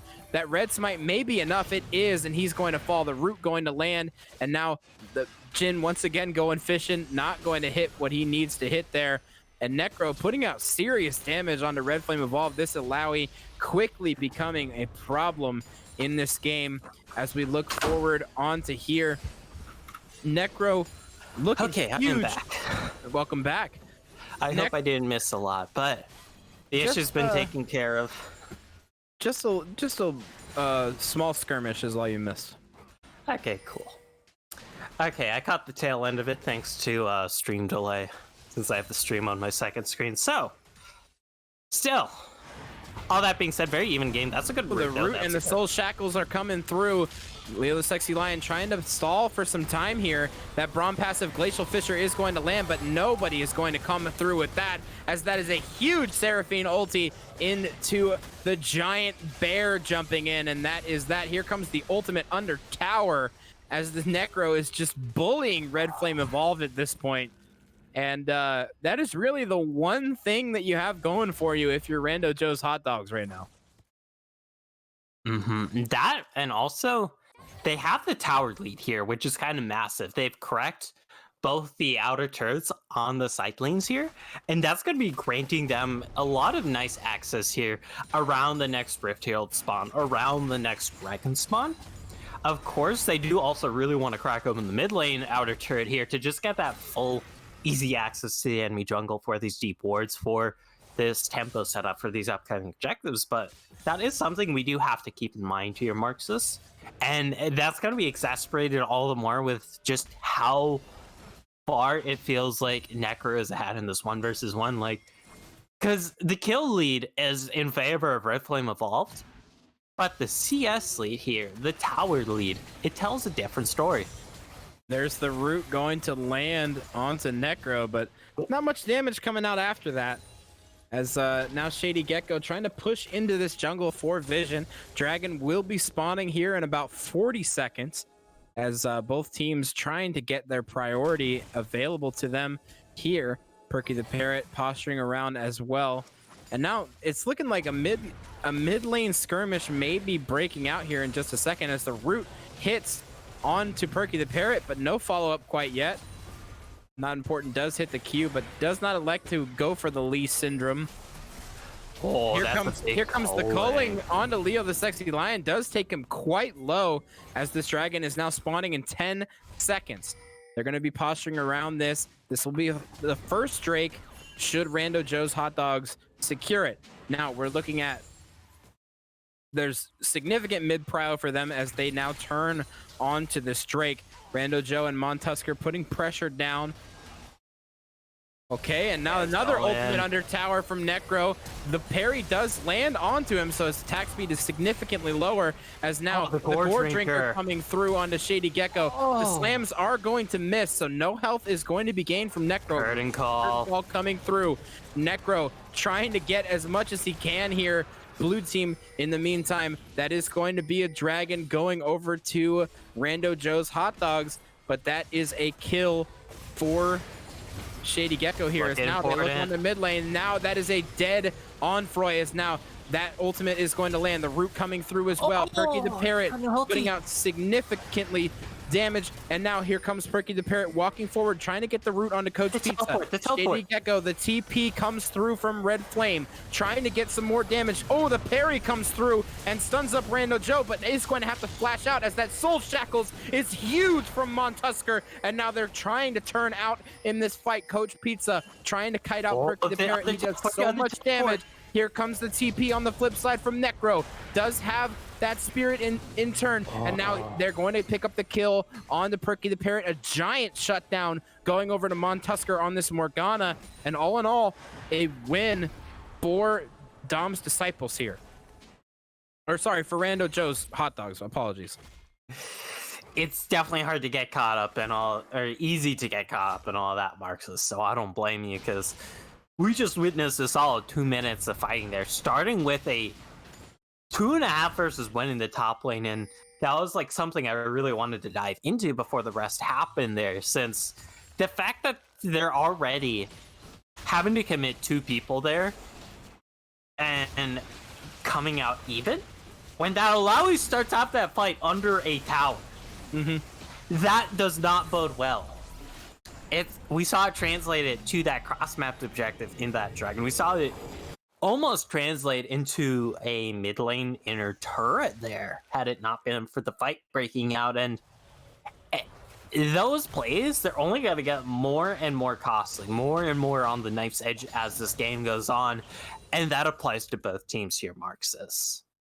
Yeah, and once again, Montusker showing up and showing out in this mid lane.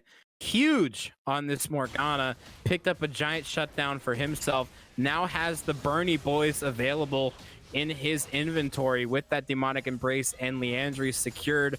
And that's going to be a really hard thing to deal with if you are on the side of Dom's Disciples, because that Black Shield can only be broken by this Lissandra or by this Seraphine, and really by their crowd control abilities. Which is very unfortunate. Of course, it is crackable, but like you mentioned, the fact that a lot of the things that are going to break it are those crucial crowd control abilities. The fact that the first things you're probably going to be throwing into it are probably Leo's ultimate, that Frozen Tomb. Onfrey's ulti, that Encore, that's a big deal. Necro, he's got the cavalry, he's got the 3v1 on his side this time, so no worries about dying. Did elect to go for Red Flame under tower once again. Does not care. He's looking like a perma Volibear ultimate is on him. As Montusker put out some significant damage onto Jace Onfroy here. And now they're looking to turn onto this mid tower and put pressure all around the map with this Alawi. And we were talking about the Fiora as a split push, but how about this Alawi thus far? And that's something that caught my eye, because obviously allowing no slash in that 1 versus 1 or that split push, but I didn't think it'd be as dominant as the Fiora, especially when that Fiora got that early lead, got that early dub. But like I said at the start of game number 1, and I'll say it again here because it's one of my favorite things as a caster. It's being proved wrong. It's getting the surprises here, and this is honestly one of the surprises I did not expect. Nero now up 2 levels in this 1 versus 1 side lane situation. That is going to be rough for the Fiora.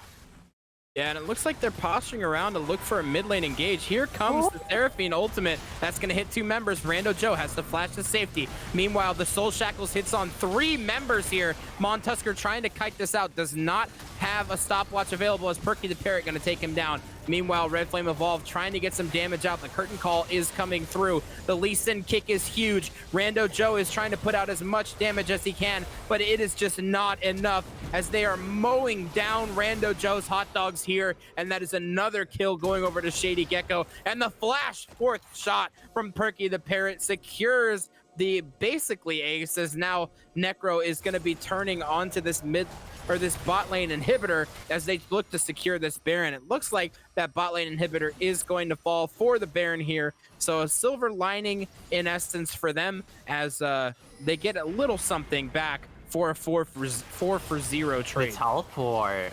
Let's see what Montusker can do here. Montusker does have that spell shield, is going to spell shield the root, but is just trying to stall out to see if Alawi can get here in time, as now that is going to land as well. The burn coming through onto Red Flame is doing a lot of work, but is going to elect to back off as they now have to turn onto this bot lane. And it's just looking rough. And now Alawi is going to look to secure this dragon by herself as Coach Pizza and Not Important are closing in. So this should be a an Ocean Drake for them. It will be. So all in all, an inhibitor and a Ocean Drake secured for Rando Joe's hot dogs, and a Baron and 4 kills going over to Dom's Disciples. And that fight was massive, because this is a 5 versus 4, and that Alawi we've just been talking about so much when it comes to that sideline pressure just was not a factor, because he literally could not join, and we saw the difference there. Montusker, he tried his darndest there with that flash chains of his, but it wasn't enough. He really needs the Zonias for those sorts of plays.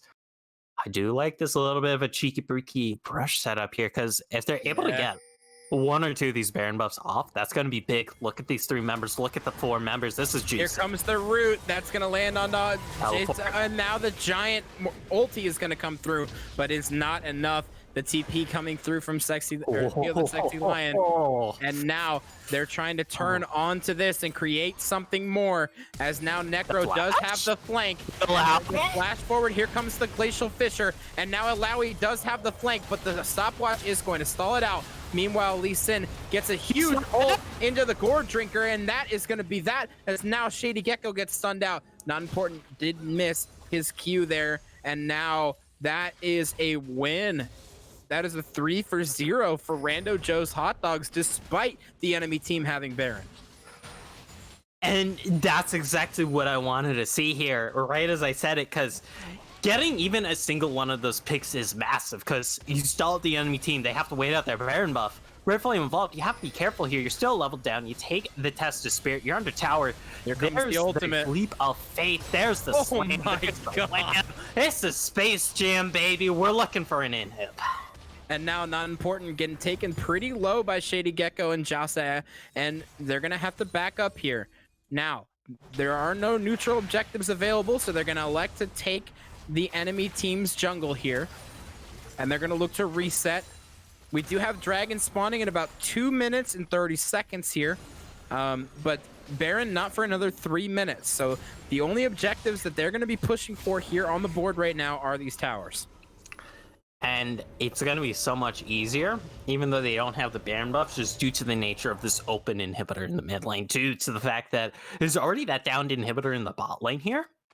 We saw what happened when they caught out any one of these members in that last fight that happened here. And Onfroy, like you said, one of the squishiest champions in this game, especially when you don't have 2 full items yet. You're just sitting really on that Moonstone and a fully finished support item. You're gonna get blown up if that Morgana Q hits you. All right, little baby pause there. Oh, God bless spectator buffering, I guess. Either way, though, a lot to digest. Yeah, quite a lot to digest here, as now we have a 4-1 is what we're going to be building up to in essence here from Rando Joe's Hot Dogs. And in response, they're going to be pushing out this bot lane with the super minions, and they're going to try and keep Prio for themselves, or at least a semblance of Prio, so that that's not in their base, so they can efficiently team fight. But they're going to try and push into this mid lane for this inhibitor as they send Alawi top lane. And Shady Gecko, okay, not going to get caught out quite yet. But we're looking at Necro versus Red Flame, and Necro sitting at 2 levels up is absolutely massive on this Alawi right now. Oh, that is juicy damage. That double burn.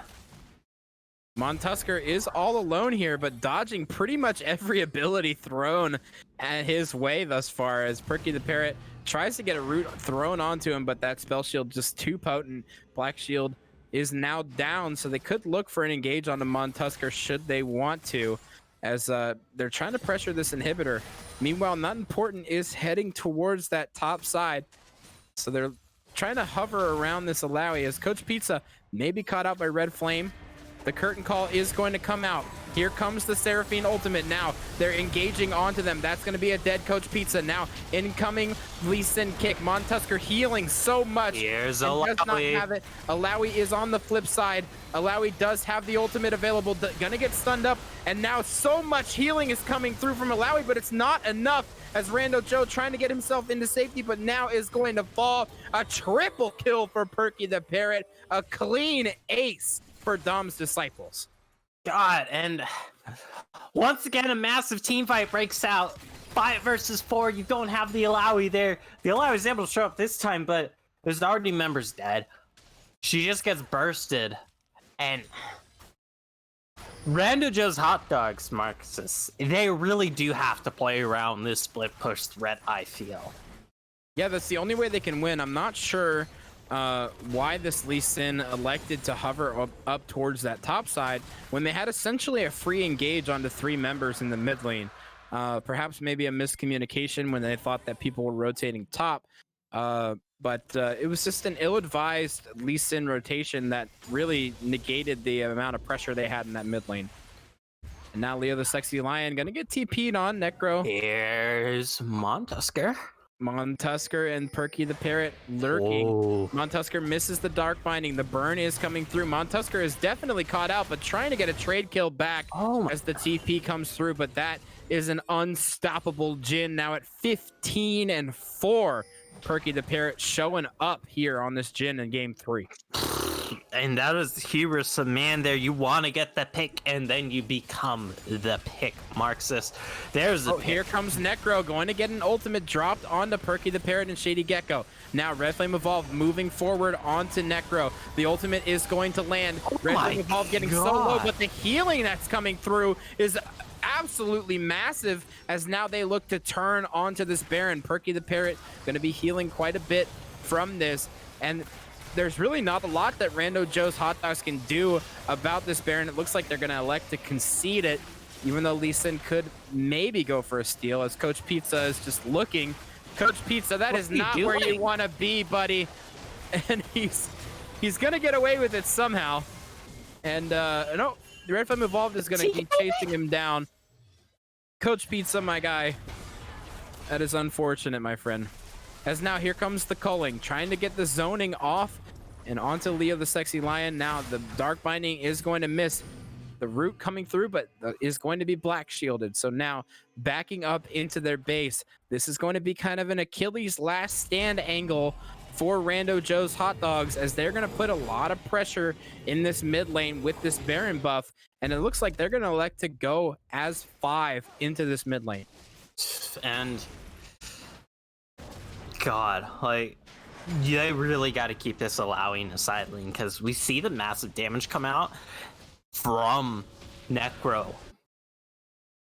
But he kind of gets melted here, and that's a big deal. Keep him in the side lane. Keep him in those 1 versus 2, 1 versus 3 situations, because in those 4 versus 5 situations, it just ain't working, Chief. It just ain't working indeed. And now they're going to go for this mid lane push. And they have the Fiora in the side lane. Fiora does not have teleport available, so it is just a 4-1 situation. As Shady Gecko trying to chase down Rando Joe. The slow is going to land. Coach Pizza trying to get that passive applied, but walking a bit too far forward as he's going to get critted by Perky the Parrot. And now they are electing to push in this mid lane. Necro trying to hold off the Baron minions in the bot lane by himself, as now they're putting this pressure in the mid lane. They have to take out that siege minion. They will. And now Perky the Parrot is absolutely massive here on this Jhin. Full build, full crit. There's not a lot that you can do to handle him. You really have to CC him out. We're going to see if they elect and if they can do that, as they're just really, this is a last stand, last ditch effort for them. Just trying to stall this Baron out as much as they can, as Red Flame Evolved going to get himself a bot lane tower. Because here's the thing, last time there was the Baron, they're able to stall it out because they killed the enemy team. It's because they had the flank on the enemy team. Look at the vision this time around here, Marxus. Unless you're coming from that top side, as Joe and the boys, you're not getting that flank. Is going to land. Here comes a massive ult, and they're going to get the turn onto Rando Joe's Hot Dogs, and Shady Gecko getting so much damage onto the backline. Montusker just running for his life as Lee Sin is resurrecting just to die to Perky the Parrot, as now they are pushing in to the enemy base. They are pushing onto these Nexus towers. Necro still has that ultimate available. The shackles miss, as now Montusker and Necro are the last ditch members. Perky the Parrot still pushing forward. critting for about 1,400 on minions right now as he's pushing onto Necro. Necro, is there anything you can do about this? He's gonna die to just Perky the Parrot there, as now Red Flame Evolved and company are pushing onto these Nexus towers. There is nothing Rando Joe's Hot Dogs can do about this push, and that is game 3. That is the finals going over to Dom's Disciples. Yeah, and Dom's Disciples showing why they have Dom in their name here. That it's been fairly dominant here for most of the series. Game number 3 was fairly even, but in the end, when the team fights came, Dom wasn't missing here, Marxus. We saw it, and sure, we could chalk it up partially to Joe and the boys just flubbing up a little, misplaying their cards a little, but god damn, that was a performance.